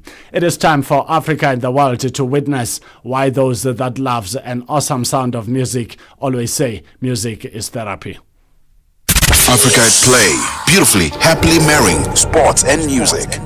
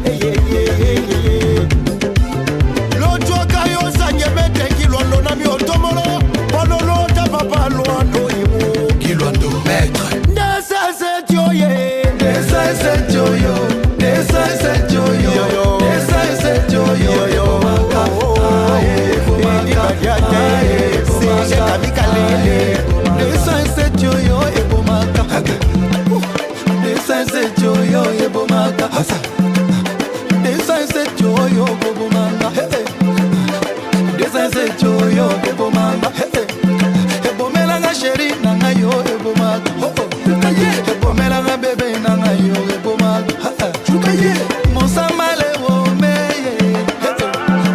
Monsama na leli,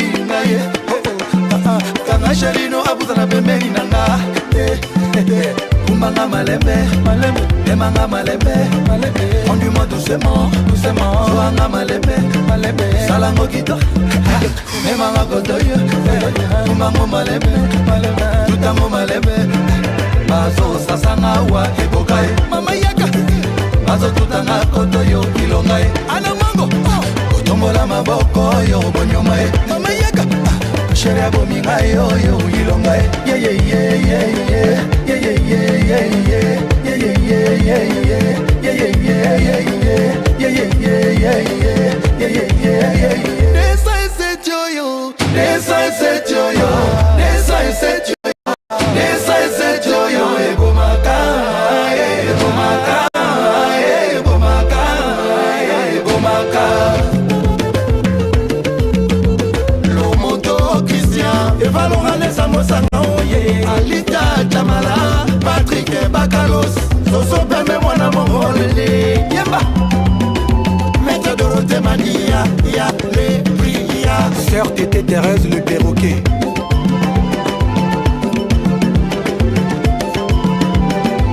Alex Choua.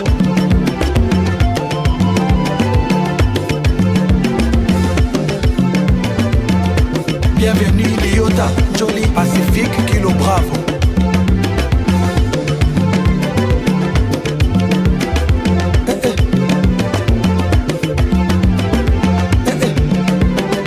Les caisses, les caisses. Tabassele, peine à maille. Hey, hey, hey. Tabassele. Le charismatique Longo Zidane. Kula ngomo, kula ngomo, kula ngomo, kula ngomo.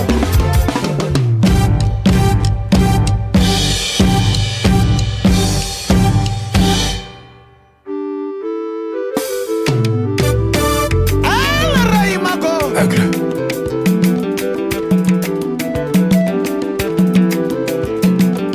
Les caisses. Les caisses. Les caisses.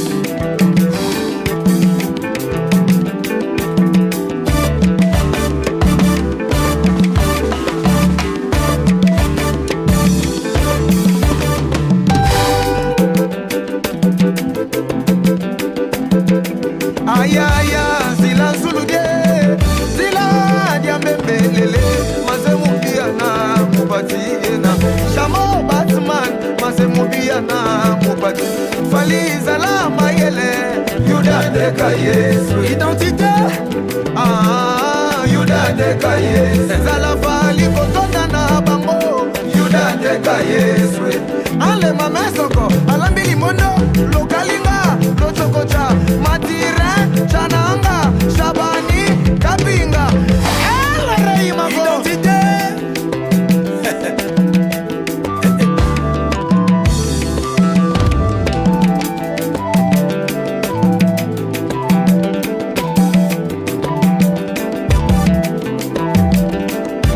Aïe aïe, Tala Zulu Dila, Yambembele.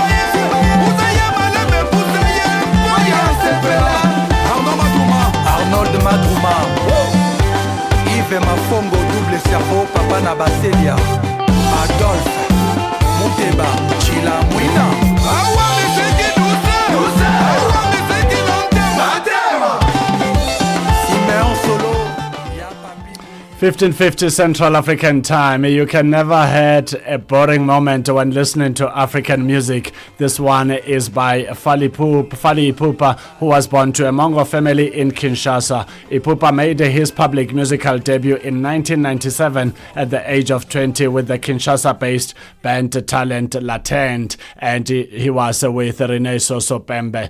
This is Africa at Play, and the song is titled 207. It is that time of the afternoon where we are going to talk to our legend in our Legends Corner, where we want to find out and get to know what are the legends up to after hanging up their soccer boots, their cricket spikes, their cricket bat, their cricket pads and everything, all things in the world of sport. We will be talking to our legend right here on Africa at Play, a former cricketer from Zambia and the man who's doing the most out there, who's also the man behind a cricket academy to make certain that he plows back, and it's called Malama's Elite Cricket Academy, and we are talking to the legend Said Malama from Zambia. Mr. Malama, good afternoon and a warm welcome to Africa at Play.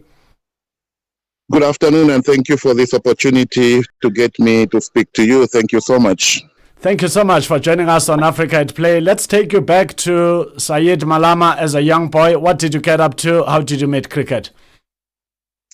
First of all, I think when I was born, somewhere between 5, 6, I didn't know what cricket was, because in Africa we know soccer, which is football.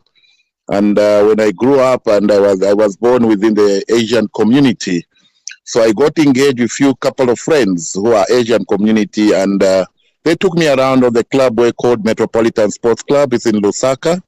And I got involved into cricket at a very tender age, about nine years, and somewhere 10, and I got full-time involved in the game of cricket.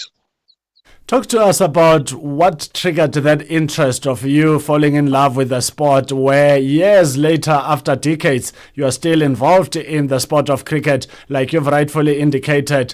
In African communities, the first sport that a young African will get to witness and experience is football or soccer, if you like. But here you are with a different story of cricket, and big ups for representing Africans well in the sport of cricket. Correctly said. Look at cricket. Cricket is a special game, and when I got involved into cricket, and I found it a bit different from football. Remember, we at school. When you were at school by then, there was no cricket at school in Zambia by then. And all what I used to do is play football during our PE times, play football during our sports time. Then when I look at the difference between cricket and football, there's quite a huge gap in between. Because if you look at football, there's a lot of push-up, there's a lot of injuries which come through. But I'm not trying to say it's not a good sport. It is a very good sport. But the opportunity which I was given to play cricket, I find it, as the word is called, cricket is a gentleman's game.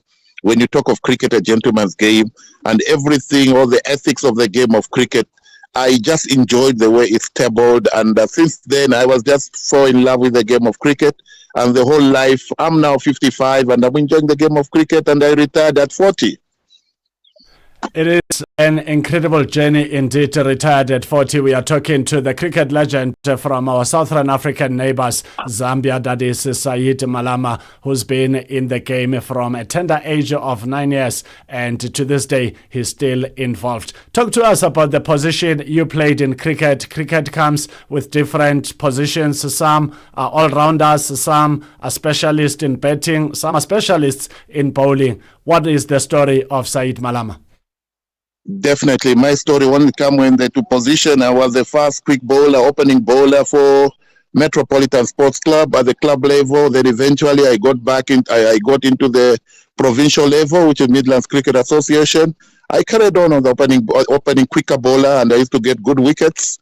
And eventually from district, I got to the national team. And I'm happy to say that I performed well at the national team.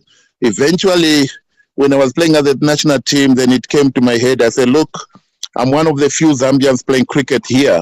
And at this level at national team, let me learn more so that I get more of other Zambians to play cricket. What I'm talking about indigenous Zambians. Then from there, I started doing a coaching course as well. We're playing at the national team. And as I continued playing, I came to an age of 35, then 35 to 40. Let me just say 40. Just from there, I said, look, let me focus on the coaching level. Then I came down to South Africa. I did my coaching course in Pretoria. Then from there, I went to Pakistan, around the world. I've traveled a lot, to be honest, when it comes to coaching course. Asian continent, I was there doing coaching course as well in Malaysia. And to be honest, I've rubbed shoulders with big cricketers. And I think it's my life. Cricket is your life indeed, and everyone that gets involved in sport. I've heard people saying they are retiring from international cricket, from international football, or all formats of the game. But the next day, those people will be heading back to the field, playing legendary games, or even starting their own academies. So sport is in the DNA. Once you get involved, there's no retirement. Talk to us about your academy. How did it come about? You've touched on it to say you've realized that the indigenous Zambians are not playing cricket in their big numbers versus sports like football, which is an obvious case because that's what all of us grew up playing. But just your interest in making certain that a Zambian child grows up knowing that it's not just about football, but there's also a sport called cricket, and they can take it up as a career. Right. After playing in the national team, I got so much interested now to become a coach, and I was a privilege to travel around the country. The board gave me an opportunity to do a coaching course. As I said, I traveled around the world, and one of the special coaching course which I had in Pakistan by the late Bob Woolmer, I was one of out of all, we had 20 of us in Pakistan, in Lahore, and legendary Bob Woolmer, a South African superstar who was the one conducting the coaching course. We were 3 Africans attended that special course ever. We attended that coaching course. There was one thing he said: you guys from Africa, go back to Africa, go back to your communities and introduce this cricket and spread the game. So when I came back, I've put my papers in order. I approached the board and I approached the National Sports Council of Zambia, and they gave me all the support. You won't believe. I'm running under National Sports Council and Olymp Africa. We are given a small land, which is a very good land, right in the community. I'm not talking about in town. I'm doing the academy in community, in the compound, where I have a number of children playing cricket, and the game is spreading. As Bob Woolmer told us, go down in the community. We have numbers. We have 200 plus kids playing the game of cricket at Elite Community Cricket Academy under Olymp Africa, under the guidance of National Olympic Committee with the president of Foloko. And I think we are doing very well. And most of the boys from the community are playing now in the clubs. They have been picked to play in the clubs, and I can see that cricket bringing life to other people who didn't expect it. And I'm so happy to do that. We are talking to Said Malama, a legendary cricketer who is now a coach, plowing back to the young generation in Zambia, our Southern African neighbors. He played the game at an elite level from a tender age of 9 and is still involved in the game. He retired at the age of 40. You can tell the amount and the level of devotion for the game of cricket by this great legend. If you have just joined us, a very warm welcome to Africa at Play. Mr. Malama, talk to us about the talent that you are witnessing on the ground. You are doing tremendously well, making certain that a Zambian child gets to know about the game of cricket, and some of them are showing signs of being able to represent the country at an elite level one day. Truly, and it's so touching for me. Sometimes I feel crying when I look at the children in the community. Let me be honest with you. When I was one of them at a privileged level, playing cricket with the Asian community, I thought no one wants to play cricket. When you come to the black community or Africans, we thought these guys don't love cricket and they don't want to play cricket. But believe me or not, when I went down in Chipata compound, Mandevu, those who are familiar with these towns in Lusaka, there's this compound called Chipata compound, Mandevu, Chaisa. When we introduced the academy, you won't believe it, number of children who came in, parents came in to support those children. Today, I'm proudly saying, whatever I'm applying to the children, they are so happy. Some of them, you won't believe, they're even playing cricket in the police 5 to 6 children are playing cricket in the police at senior level in a club who were very young when we started coaching them. Some of them, they are playing the big top clubs and they are earning something. They're making a difference into their lives. Not only them, they're making difference to their families. So if each one of us legends, we go out deep in the community, introduce this sport, maybe football, cricket, rugby, believe me or not, we have a task. And one of the tasks, I'm here standing, telling the public to say, look, we legendary, when we play the cricket, we should go back to the community and pass on to this upcoming generation. I'm so proud, and I believe in the next 5-10 years, we may see a very good percent of young ones playing cricket. How was it playing cricket back then with the Asian community? How were you welcomed? It was quite a difficult stage because when you are playing cricket, maybe you find yourself out of 10 teams and you are only one indigenous Zambians, maybe one black Zambians playing there. It was not easy because remember, when you are playing there, it's so difficult for you. You are not free. And whatever you need, it's difficult for people to support you because majority of the number, they don't know. It's very difficult to support you immediately until you keep on trying hard for you to get a space to go in. For example, you're playing for a team of 15 players. Then for you to be in the first 11, you need performance because there's no favor there. There's nothing they'll give you to say, look, let us try him. You need to perform. And they'll pick you on merit. So for us, like for me, it was very difficult, but commitment. And the most important thing is the practice, discipline, consistent. I kept that with me. And my performance showed me at the end of the day. Did you at one stage think of quitting because someone else would have decided to quit? Because what you are tabling tells a story that it wasn't easy, but your resilience kept you going.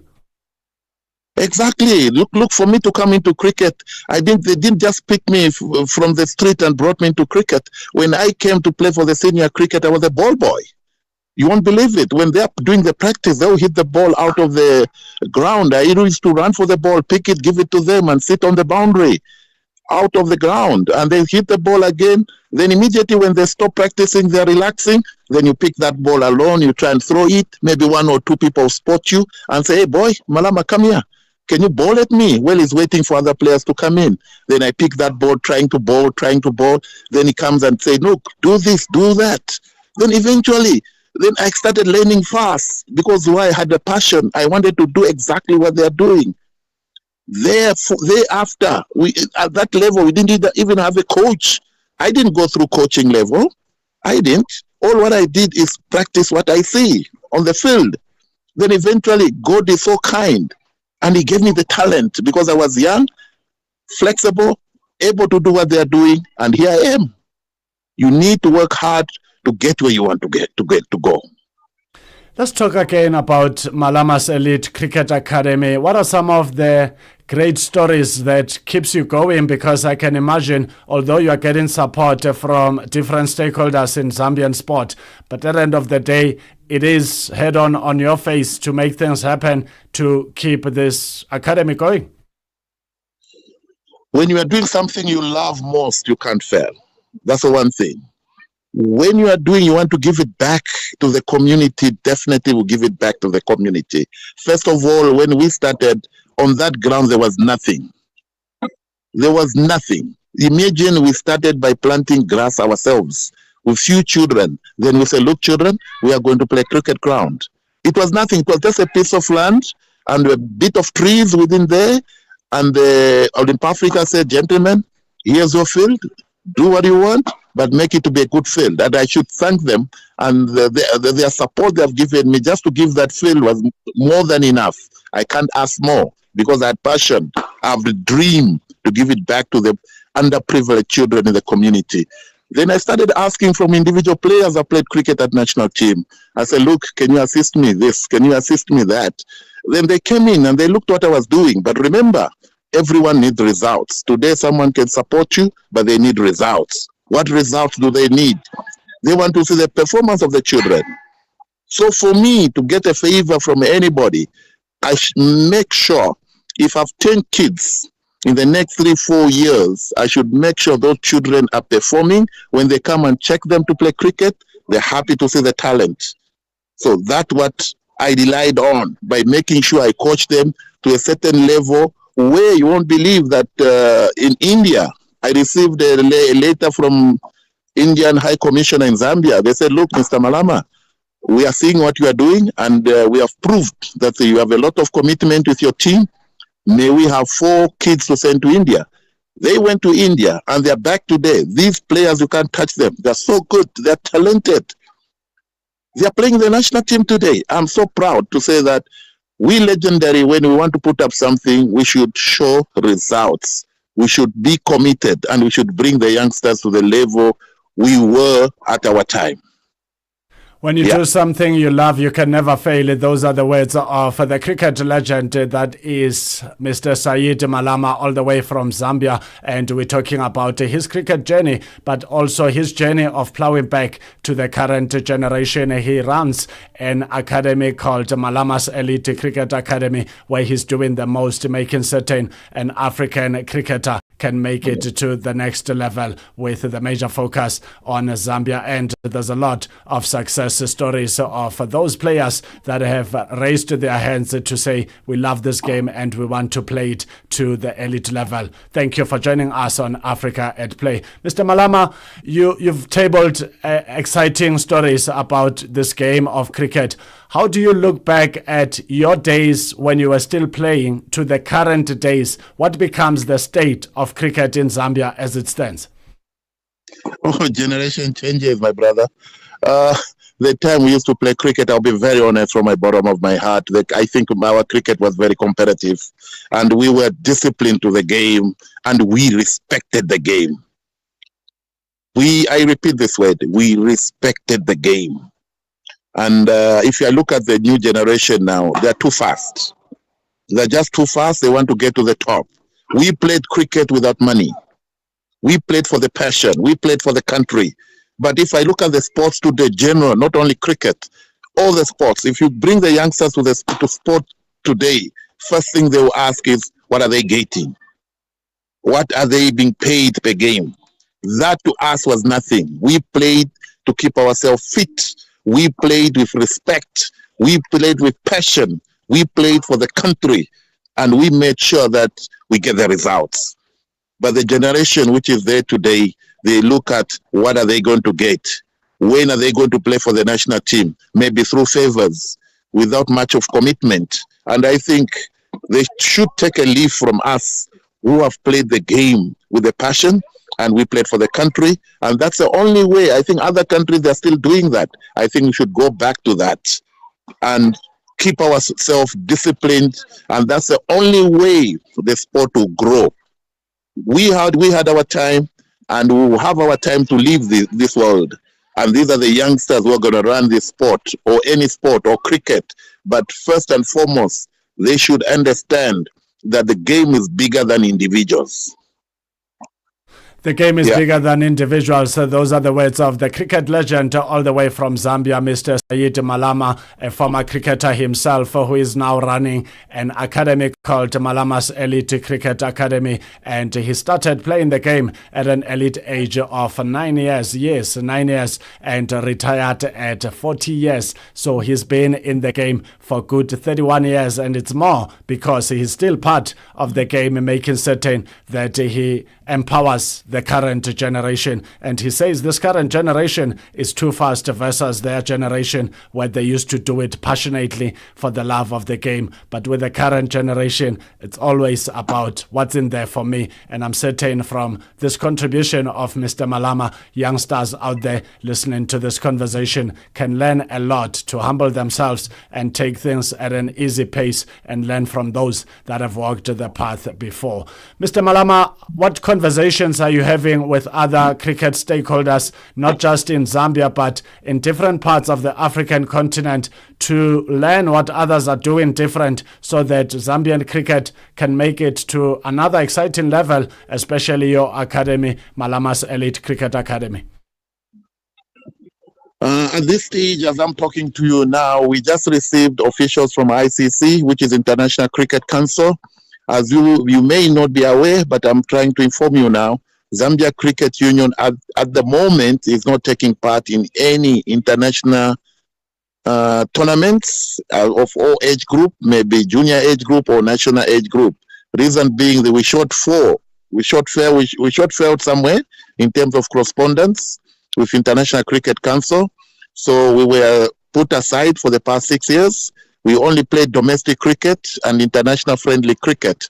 But hopefully our aim and dream is to get back to the International Cricket Council and give exposure to these young ones and play at the national level and make sure that our performance should be recognized once we get back to ICC to see Zambia playing in the Africa Cup finals or winning the Africa Cup cricket or play in the World Cup and qualifying to the World Cup. And I think whatever we have here, we can do it.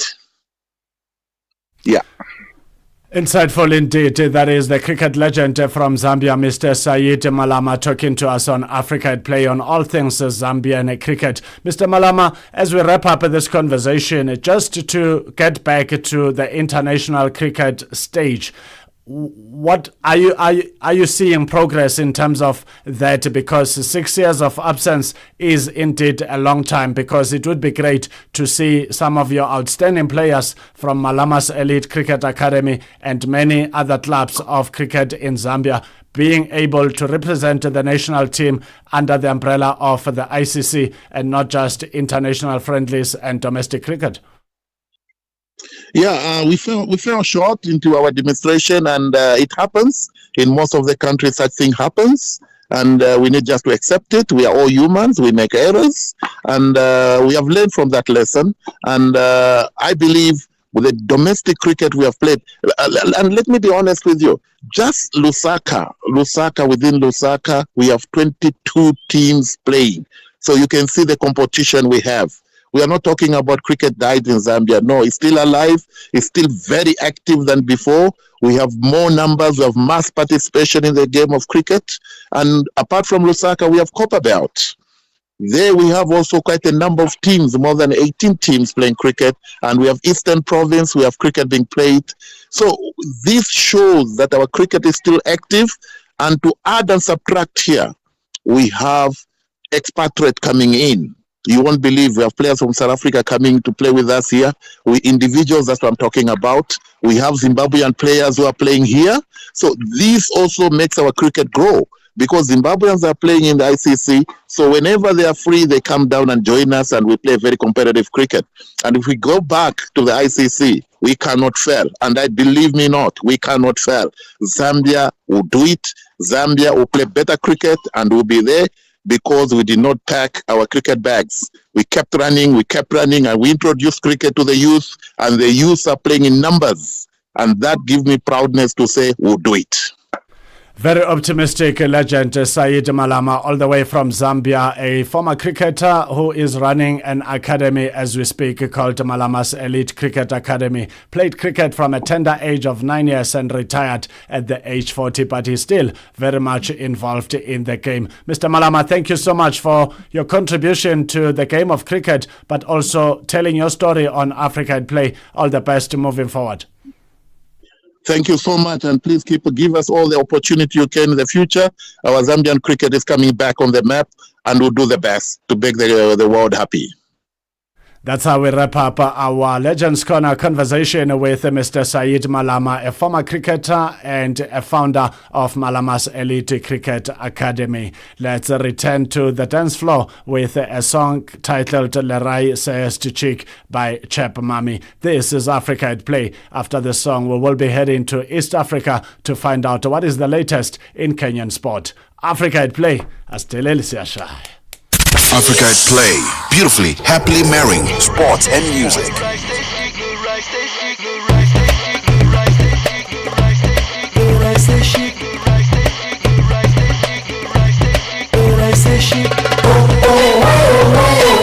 Chérie, pas de chichi. تقلشي وزيدي تقلشي. Chérie, pas de chichi. تقلشي وزيدي تقلشي.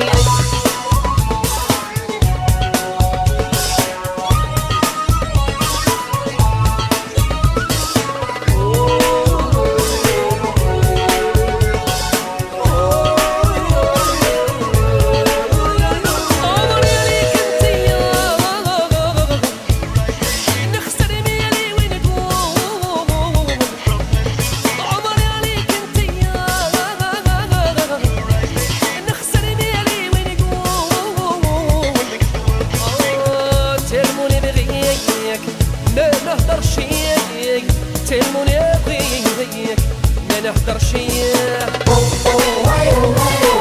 شي شي تقلشي وزيدي تقلشي شيري با دو شيشي تقلشي وزيدي تقلشي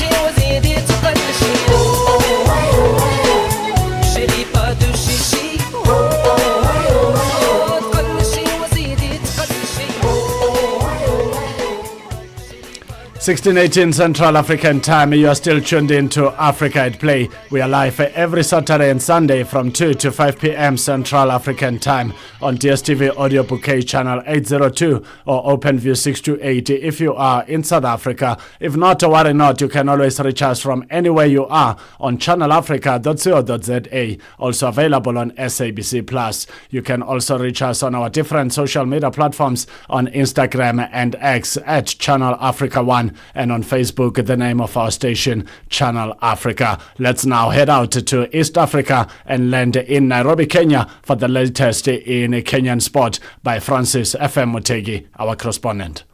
The Kenya national football team Harambee Stars head coach Benny McCarthy has set his sight on reaching the 2025 African Nations Championship CHAN final in front of the home fans.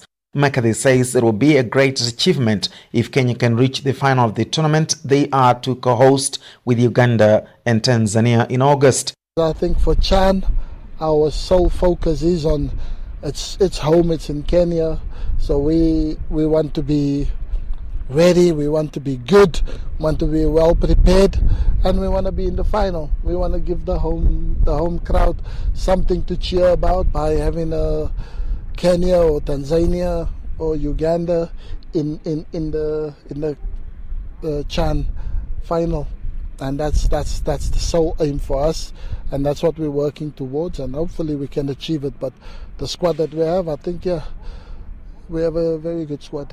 The South African tactician is happy with his squad that has been expanded to accommodate more local lads, as is the requirement for the CHAN tournament to exclusively involve players from the local league. Good test for the players, you know.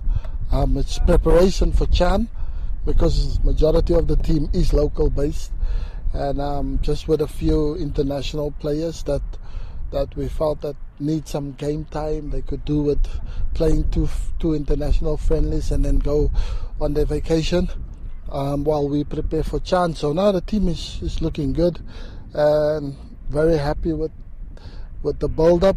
McCarthy was speaking in Marrakesh, Morocco, where Kenya has been granted 2 friendly matches in preparation for the CHAN tournament. The team has been really good. It's been good few days. The weather's been nice and the facilities we got to train on, very good. So yeah, we have no new injuries concerned except for when we lost Mohamed Bajaber. So yeah, the team has had some really good training sessions, and I've seen a lot of good things from the new players that came into the team. In the first friendly played on Saturday against Chad, the match ended goalless, but Kenya's head coach Benny McCarthy believes the squad is good enough to challenge for the CHAN crown come August. Facilities have been okay, nothing to complain about. So yeah, we just get on with it and we do our job. When we're on the football field, that's where we're really most comfortable. So it's been good so far. 2 very good competitive matches for the guys to adjust themselves and see the levels where we want to be. Goalkeeper Farouk Shikalo says the younger, less experienced players called up to the team are offering quite some challenge to the senior ones, but it is very good for the team. It's good to have fresh blood.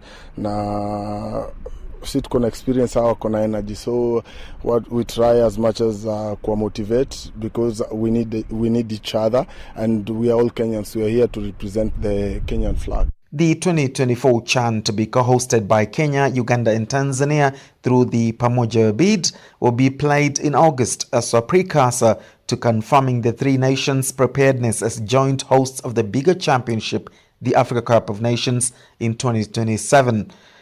Meanwhile, their Kenyan women counterparts, the Harambee Starlets, have landed back home in Nairobi from Morocco, where they played an international friendly against the hosts, losing 5-1. Kenya middle distance runner Beatrice Chebet has set her target on breaking the women's 5,000 meters record after setting the second fastest time ever in the race during the Italian Diamond League meeting on Friday. Like I said yesterday, I am going to run my own race because I'm feeling the body is in a good shape. So I have to try to see how far I can go when I push alone. You see, the pacemaker drop after 2,000. So I said, let me push and see what I'm capable of, because our target was 14:15. But after running 14:05, a personal best, and I'm meeting record, I'm so impressed. So I see world record is capable, and I'm going to plan for it. The 25-year-old clocked 14 minutes 03.69 seconds, a Rome meet record that was just 2.5 seconds shy of Gudaf Tsigai's 1997 world mark of 14 minutes 00.21 seconds. She believes the moment of shattering it is not too far away. Very soon, and I'm going for it soon, not very far. Soon I'm going for it, because after running 3,000 in Rapat and coming here running 14:05, and yet I plan for 14:15, and I see I'm capable, the body is moving, so I just go back home and prepare for it. The Olympic double gold medalist emerged unselfish in challenging the entire field of the runners to record new timings or personal bests. After the pacemaker drop, I was the one who is going. I push after the pacemaker drop, I push. So I can say I help them a lot to achieve their personal best. Others achieve their national record, like Nadia, and I'm so happy to see everyone is achieving the best performance today here in Rome. Beatrice Chebet won many hearts by refusing to celebrate her victory and the new Rome Diamond League meet record before seeing that every competitor had finished the race. We are one. Coming to competition is good, and training together and running together here is like a teamwork, because without them I cannot achieve. So I just have to congratulate each and every one of them, because to finish a race is something important, and when you win, you just have to congratulate others, because they know tomorrow they are coming to win. The Kenyan maestro is currently the world record holder in both the women's only and mixed 5 kilometers, in addition to the 10,000 meters. She won gold in both 5,000 meters and 10,000 meters at the 2024 Olympic Games, to be nicknamed the Smiling Assassin. After obliterating the 5,000 meters field in Rome, she emerged with 5 records. The second fastest time ever, 14 minutes 03.69 seconds. World lead time in the 12.5 laps race, the new Kenyan record and the Rome meeting record. The Kenya women rugby team has started the Rugby Africa Women's Cup 2025 campaign with a thoroughly deserved victory, outpacing the hosts Madagascar 28-5. Earlier, South Africa delivered a powerful performance in a bone-crunching tackles match against Uganda's Lady Cranes to win 62-7 and leave the East Africans with a huge dent to fill. The Lionesses, who have recently dominated Africa with victories against all major challenges, including mighty South Africa, will now target at least one more win to reach the final. The East Africa powerhouse will now contend with Uganda and South Africa in their quest to lift the Africa Cup. The round-robin encounter means Kenya's Lionesses will next turn out against their toughest opposition, South Africa, on match day 2, June 11th. On the same occasion, the host nation Lady Marquis of Madagascar will contend with Uganda. The final round of fixtures will pit Kenya against her arch-rivals Uganda before South Africa get tested by home crowd-powered Madagascar on June 13th. The top teams in the continent are aiming to unseat South Africa's Springbok women and end their dominance at the 2025 Africa Women's Cup and lift the trophy at the final on June 15th. Among the biggest threats to South Africa's long-standing superiority are Kenya's Lionesses, who have twice been runners-up and long stood in the shadows of Springboks, but now see the chance to step into the light. Nevertheless, South Africa are Africa's sole representatives at the upcoming Women's Rugby World Cup in England. The championship runs from Saturday, June 7th to 15th at the Stade Marquis, Antananarivo, Malagasy. For Channel Africa Sports in Nairobi, Kenya, I am Francis Mutegi. 16:28 Central African Time. A big thank you to Francis FM Mutegi Asante Sana for that comprehensive report on all things Kenyan sport. If you have just joined us, a very warm welcome to Africa at Play. Let's now welcome the main man, Francis FM Mutegi, to Africa at Play so we can reflect to this exciting report. So Mutegi, good afternoon and a warm welcome to Africa at Play. Good afternoon, and thank you once again for the opportunity. Warm afternoon as well. A good environment and so to say climate and weather conditions for sporting activities here in Nairobi at the moment. Thank you so much for joining us. When talking the Rugby Africa Cup, it is exciting to hear you say that the Lionesses of Kenya have been in the shadows for long, and it's now time for them to get to the light because the women Springboks have been enjoying the moment in women's rugby on the African continent. Talk to us about this 2025 edition of the Rugby Africa League. Your impression so far on the Lionesses' performance, but also overall East Africans performing in this exciting edition of the Rugby Africa Cup.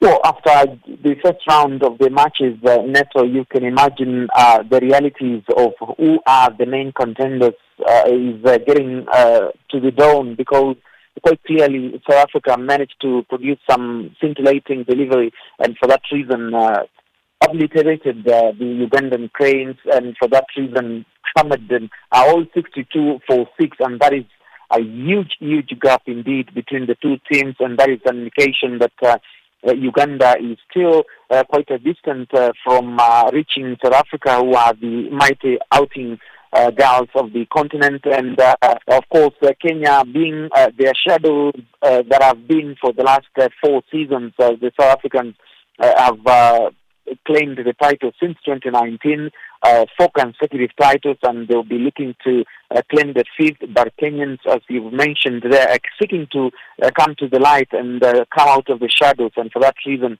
they change the fortunes for the Kenyan Lionesses this time round by outsmarting the South Africans. If things go their way, they started very well as well. They did some real good work outdoing the home side, that is Madagascar, who are very much powered by their home crowd in their own home ground in Antananarivo. And so that is an indication that Kenya still remains the most likely team to outwit the South Africans if things go their way.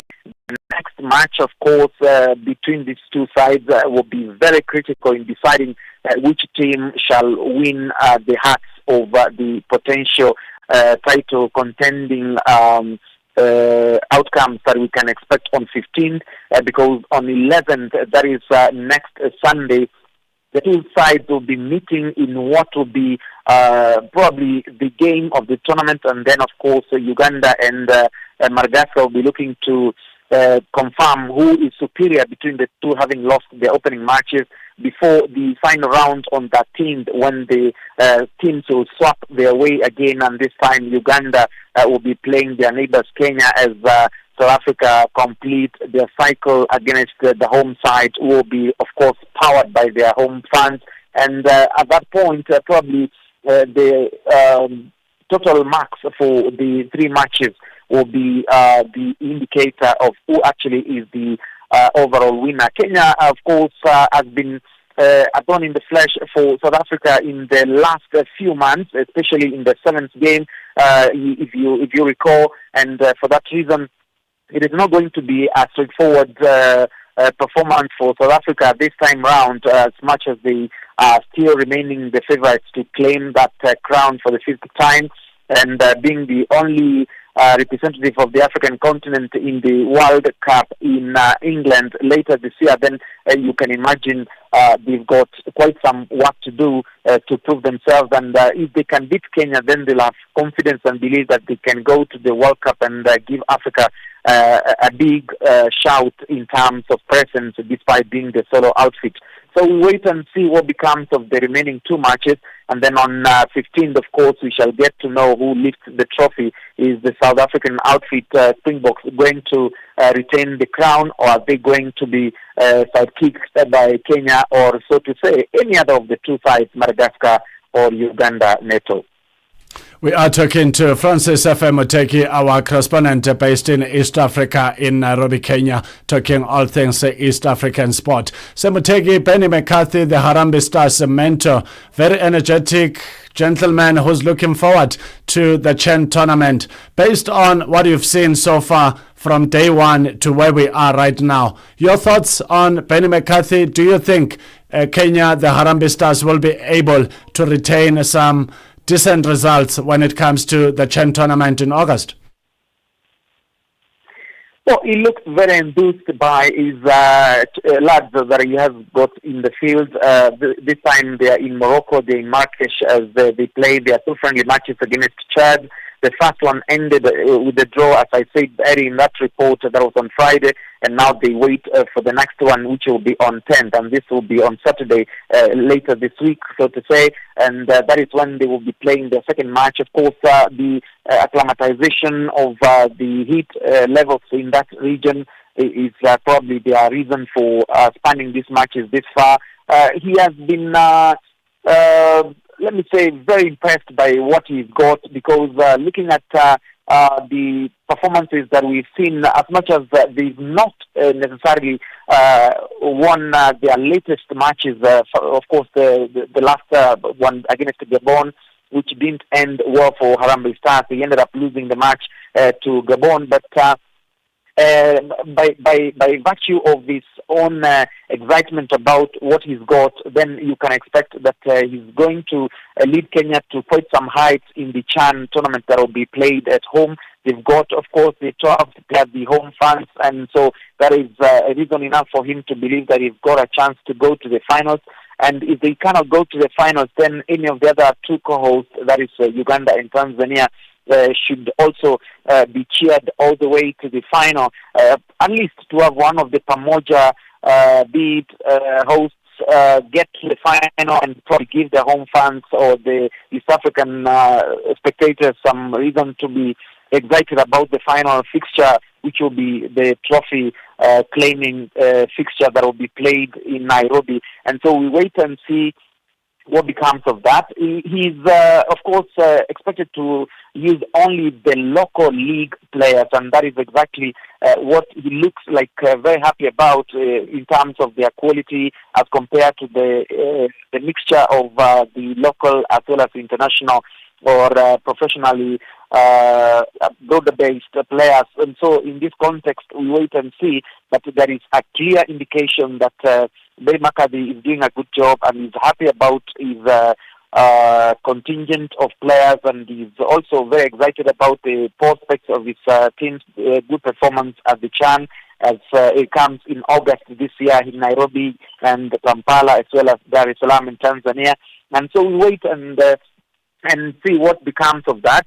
The indications are very clear that he believes they've got a good chance to go all the way, probably to the final. And if they can appear in the final, you can be very sure the home fans will push them to the finish line and help Kenya get one of the fastest international trophies by any coach who has coached Kenya. And for that reason, probably the only one in the last few years, Kenya has not lifted any international trophy, even the Sekafa one, in the last about 4-5 years. So it will be a good start for his long-term career if he continues with Kenya, Neto.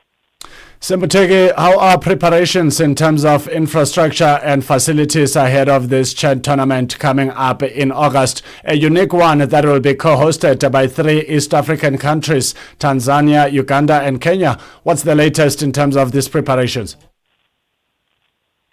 There seems to be quite some excitement about the delivery of the facilities. The infrastructure has been properly coordinated. There have been recent cases of assessment by the CAF team that has been sent by the president of CAF.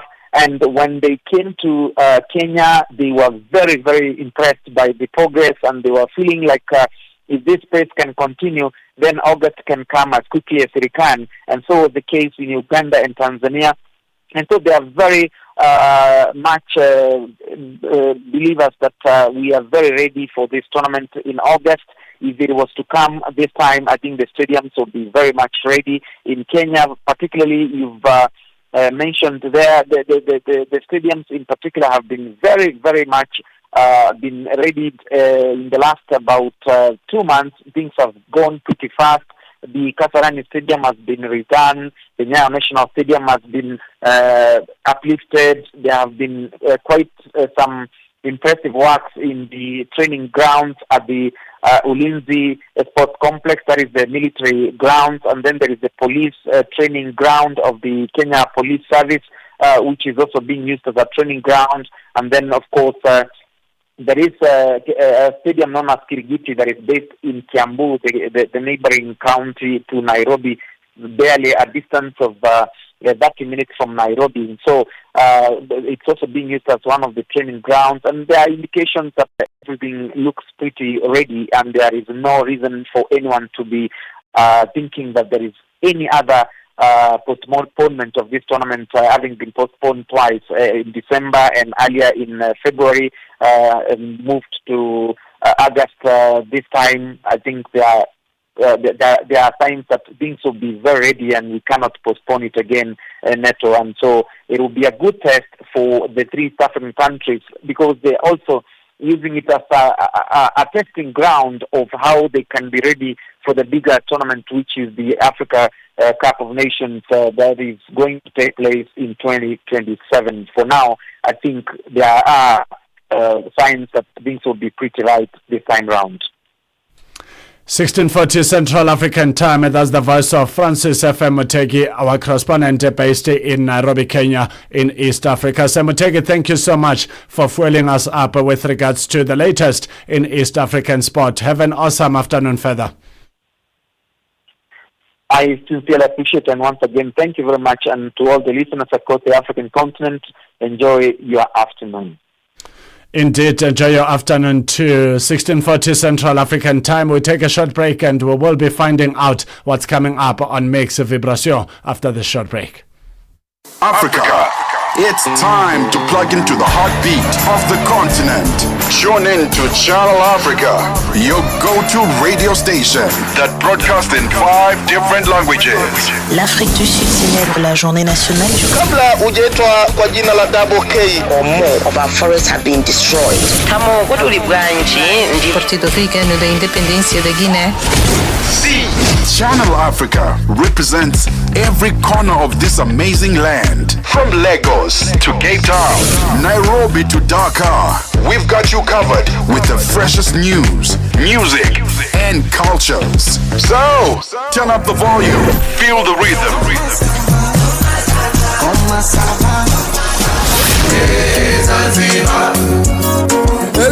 Enjoy the conversation. Channel Africa, the African perspective. Africa at Play, beautifully, happily marrying sports and music. 16:41 Central African Time. You're still tuned in to Africa at Play, and it is that moment where we want to find out what will be happening on Mix Vibration. This is Channel Africa from an African perspective, broadcasting to the world in 5 languages, in Portuguese, English, Chinyanja, Kiswahili, and French. Talking about French, Annika Longe is here to tell us more about Mix Vibration. Bonjour.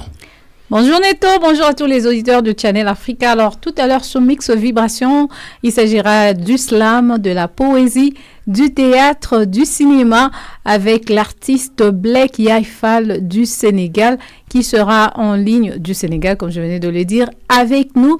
Nous allons échanger sur son parcours artistique, sur ses différents projets. Donc, je vous invite à rester connectés, chers auditeurs, pour ne rien manquer de cette merveilleuse conversation que nous allons avoir avec elle. Et bien sûr, il y aura de la musique, ça ne peut pas manquer. Mais attendez, c'est Mix Vibration, nous allons vibrer au son et au rythme de la belle musique africaine. Alors, c'est tout à l'heure sur Mix Vibration. Merci beaucoup, Neto. Merci beaucoup. Stay tuned to Channel Africa. You'll never get disappointed. After Africa at Play is Mix Vibration. It's time for sports news, kicking off with football news. FIFA and the International Football Association Board IFAB have announced significant updates to football's laws of the game for the 2025-2026 season, including adjustments to goalkeeper time limits and the introduction of football video support. FIFA Secretary General Matthias Gefstrom highlighted the success of football video support tested at the FIFA Under-20 and Under-17 Women's World Cups. The technology was received very positively by coaches. This will be a great step to democratize the technology and refereeing, he said, adding that FIFA aims to make it more affordable for lower-tier leagues. One of the major rule changes involves goalkeepers holding the ball for too long. IFAB amended Law 12.2, stating that if a goalkeeper holds the ball for over 8 seconds after a 5-second visual countdown, the opposing team will be awarded a corner kick instead of an indirect free kick. Other updates include new guidelines for team captains, Law 3.10, aiming to improve communication with referees and reduce dissent. Additionally, IFAB refined dropped ball Law 8.2 and the ball in play Law 9.2 procedures while giving competitions the option to allow referees to announce VAR decisions publicly.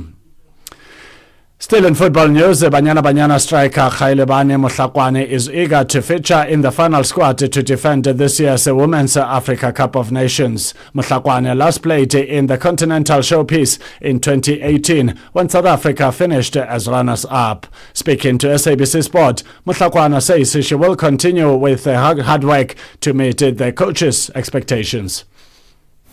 First of all, I will I will be happy if I got to be in the team that will be playing on the AFCON, because last time I played in the AFCON it was on the 2018, I think, when we were playing in Ghana for AFCON. So that was the last time I played.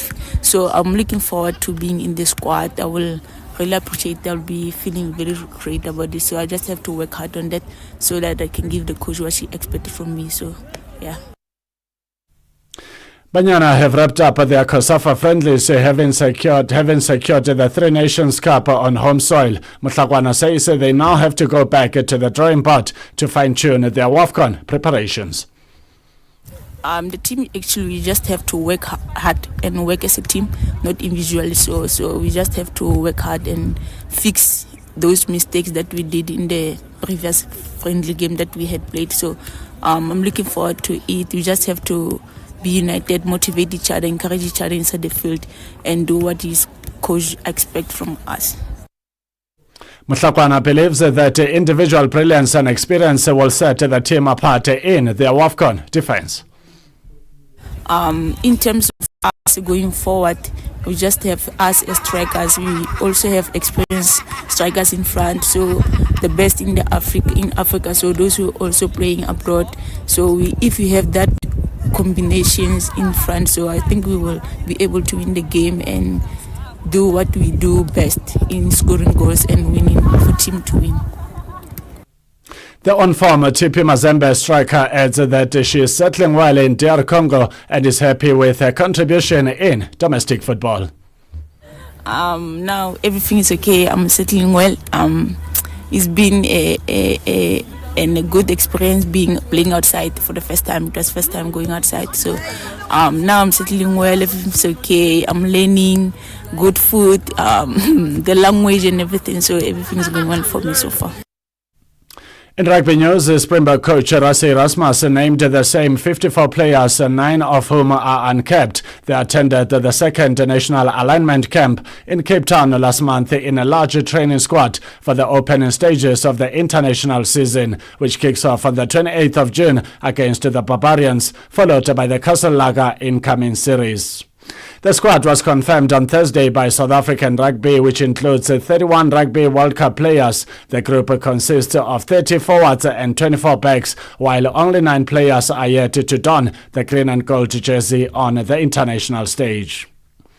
In basketball news, South Africa's only face in the Basketball Africa League, BAL Samkolo Cele, says Petro di Luanda lost to a better team in yesterday's playoff match. The defending champions from Angola were stunned by Rwanda's APR, losing by 57-75 at the Sunbet Arena in Pretoria. The BAL finals get underway today, with the tournament now in the final phase. APR's Alio Diarra led all scorers with 19 points and 14 rebounds in the game. Kala says they will have to bounce back in the next game. They played better than us today. They made shots. We didn't. We got really good shots today. We just didn't make them. And so, congrats to them. But we'll figure it out and, be back on Monday. With the result, the quarterfinal lineup for Monday is complete, with Petro facing Tunisia's US Monastir. Petro coach Sergio Moreno looks at the positive that he can take from the loss. I think this the problem don't play together. The player today is impossible play because have problem the fall in the first, in the second, in the third quarter. Don't have good concentration or don't have the reading of the game because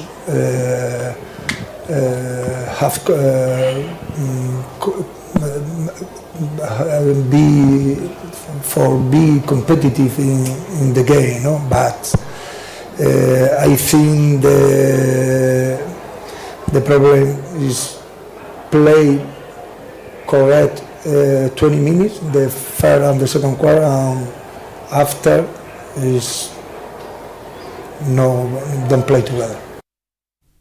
Today's matches will see Al Ahly Tripoli of Libya taking on a Creole Star of Cape Verde, and a North African derby between Al Ittihad of Egypt and Faz Rabat of Morocco. As they aim to bounce back in the last 8, Moreno says they are not under pressure to win this tournament back to back. No, but I don't have pressure, and I think the team don't have pressure. I think for the next game is very play together the first thing, and all the thing is are better in basketball. Is very aggressive good concentration, all the participation, the offensive, the more offensive player for win, good defense. All the things we have better for the next game. Clearly, a former Cape Town Tigers player had a good first quarter but struggled to replicate that form for the rest of the game. He looks at what he could have done better. No, not necessarily. I think I took myself out the game by kind of forcing a little bit in the second half. And so I think, if we just calm down a little bit and play together, I think we'll be fine. And that's the end of our sports news as we now welcome Sam Mboza from Uganda, our legendary correspondent, as we are nearing close to say goodbye on Africa at Play. We're wrapping up the proceedings with a final conversation with Sam Mboza from Kampala, Uganda. Sam Mboza, good afternoon and a warm welcome to Africa at Play. Good afternoon, Mr. Neto Neto Chemane, and I'm happy to be part of the show. So I think first time I'm coming last. There's always a first time, big brother. Let's talk about the Uganda Lady Cranes. So what have you seen so far in their play in the ongoing Rugby Africa League? Africa Cup, rather. Well, the Ladies Rugby Cranes started the campaign. I think this weekend, yes. But mothers, they didn't travel with a media person, so not much news is coming through. But what is probably Uganda is the preparations for the Africa Rugby Cup, which Uganda is going to host in July. And as I speak to you, preparations are very underway, are moving on well. The team is in camp. They are already training at the Mandela National Stadium, preparing for the big tournament, because this is a World Cup qualifier, the 2027 World Cup qualifier. And there's also good news that the Rugby World Cup trophy will be in Kampala for the fans for the African fans to rub shoulders with it. It will come from South Africa. I'm told a few players of the Springboks will be coming along with it. Of course, that adds color to the tournament. 7 countries will be coming to Kampala, including Morocco, Tunisia, Senegal, Botswana, Zimbabwe, Namibia. All these countries will be coming and Kenya. They'll be coming to Uganda to compete in this championship, because this is the second consecutive time Uganda is hosting this tournament here in Kampala. The last time Uganda hosted it was the last year when Uganda finished 5th. But this time they will be fighting hard, because there is an opportunity for the team to grab a first chance ever from home and qualify for the World Cup. Of course, the number one team, the team that will win the championship, qualifies for the World Cup. That is the 15th World Cup, Rugby 15th World Cup. And then the second team will play a repechage with, I think, one of the Oceanian countries, which will be the best Oceanian countries there. And then Africa might stand a chance of having 2 teams in the World Cup. So that is the big news right now. Venues are being prepared, because now the league is off, the football league is off. So some of the venues that are going to be used are football venues. We have the Mutesa 2 Memorial Stadium in Wankulukuku. This is one of the stadiums that will be used. And then, of course, the main national stadium, the Mandela National Stadium. So that is about rugby. That's the big news. And everyone is actually concerned about that tournament because of the stakes, especially the World Cup qualification stake. The Uganda Cranes, how ready are they for the upcoming Chan tournament? Well, the Uganda Cranes yesterday had a match on Friday. Last Friday, on Friday they played an international friendly game. Of course, it's a build-up for the Chan Championship, and it's also a preparation for the rest of the World Cup qualifiers that Uganda still has to play. So they played Cameroon, and Uganda lost 3-0 in Marrakesh, Morocco. By the end of first time, it was 1-0 for Cameroon, and then by the end of the game, Cameroon was dominant. And this is the 6th time Uganda has played Cameroon, and it was Uganda had won 2 times and Cameroon 2, and then Uganda had also drawn. Yes, the 2 teams had lost to 1.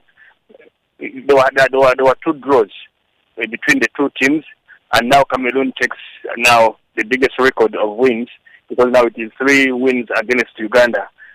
Uganda still remains at 2. So it was a good game. Uganda, the boys played a good game, but I think that also helps coach, the head coach, Paul Put, to read ahead of the Chan Championship, read his team, understand what they have to do before we go into Chan. But also there is a bigger tournament, of course, the World Cup qualifiers, which Uganda is also still fighting to see that they will grab a first chance to represent Africa in the World Cup. So preparations are going on well, and in terms of preparing a team. Of course, tomorrow they will be playing Gambia in Marrakesh. That is another game. So Paul Put is using one opportunity to prepare for 2 tournaments. So he fields local best players for the championship, but he also has to field their international players for them also to, first of all, to build the team spirit, and also to ensure that by the time they go into Chan Championship, the local best players at least have some starting points, because many of the players who are playing in these 2 international friendly games are local based. And of course, the other good news is that this time around they tried a new captain in Elio Capodossi. Elio Capodossi is an Italian-based player who was born in Uganda, but he has lived in Italy most of his time. He was only born in Uganda to an Italian father and to a Congolese mother, but they were living in Uganda at the time he was born. So that gives him a national status here in Uganda, and he plays very well, good defense. And actually, for the first time, he was captain when Uganda was playing Cameroon. So that is also another big thing that Paul Put is trying to try and see whether he can get some new leadership for the team, because also leadership matters, especially when the team is on the pitch. The coach has a little influence when the boys are on the pitch. So now, the person who has the biggest influence when the team is playing during the game is the captain, because he is able to reach every player, talk to them, give them instructions, and the team can play well. With a good captain, the team can play well better. If you have a bad captain or weak captain, the team will struggle on the pitch. So that is another good thing there. Yeah, thank you so much for bringing us up to speed with regards to all things Ugandan sport. Have a good afternoon further. That's how we wrap up Africa at Play on this exciting Sunday afternoon. It is that time of the afternoon where we are saying salute. Thank you so much for tuning in to Africa at Play. We will be back again next week, Saturday and Sunday from 2 to 5 p.m. Central African Time. A big thank you to our audiovisuals team, Mike Mokwena and Simpiwe Luvuno, together with our social media guru, Dumisi Lema, and my producer, Andisiwe Fagimalu Zobona Mali, our technical operator, Dumelo TM Mokwena. My name is Neto Neto Chemane. Hosiati konyangazi mumkhatsha phandle konjani moyani voko dendele Africa at Play asideleli siyashaya. Oh yeah, oh yeah, oh yeah.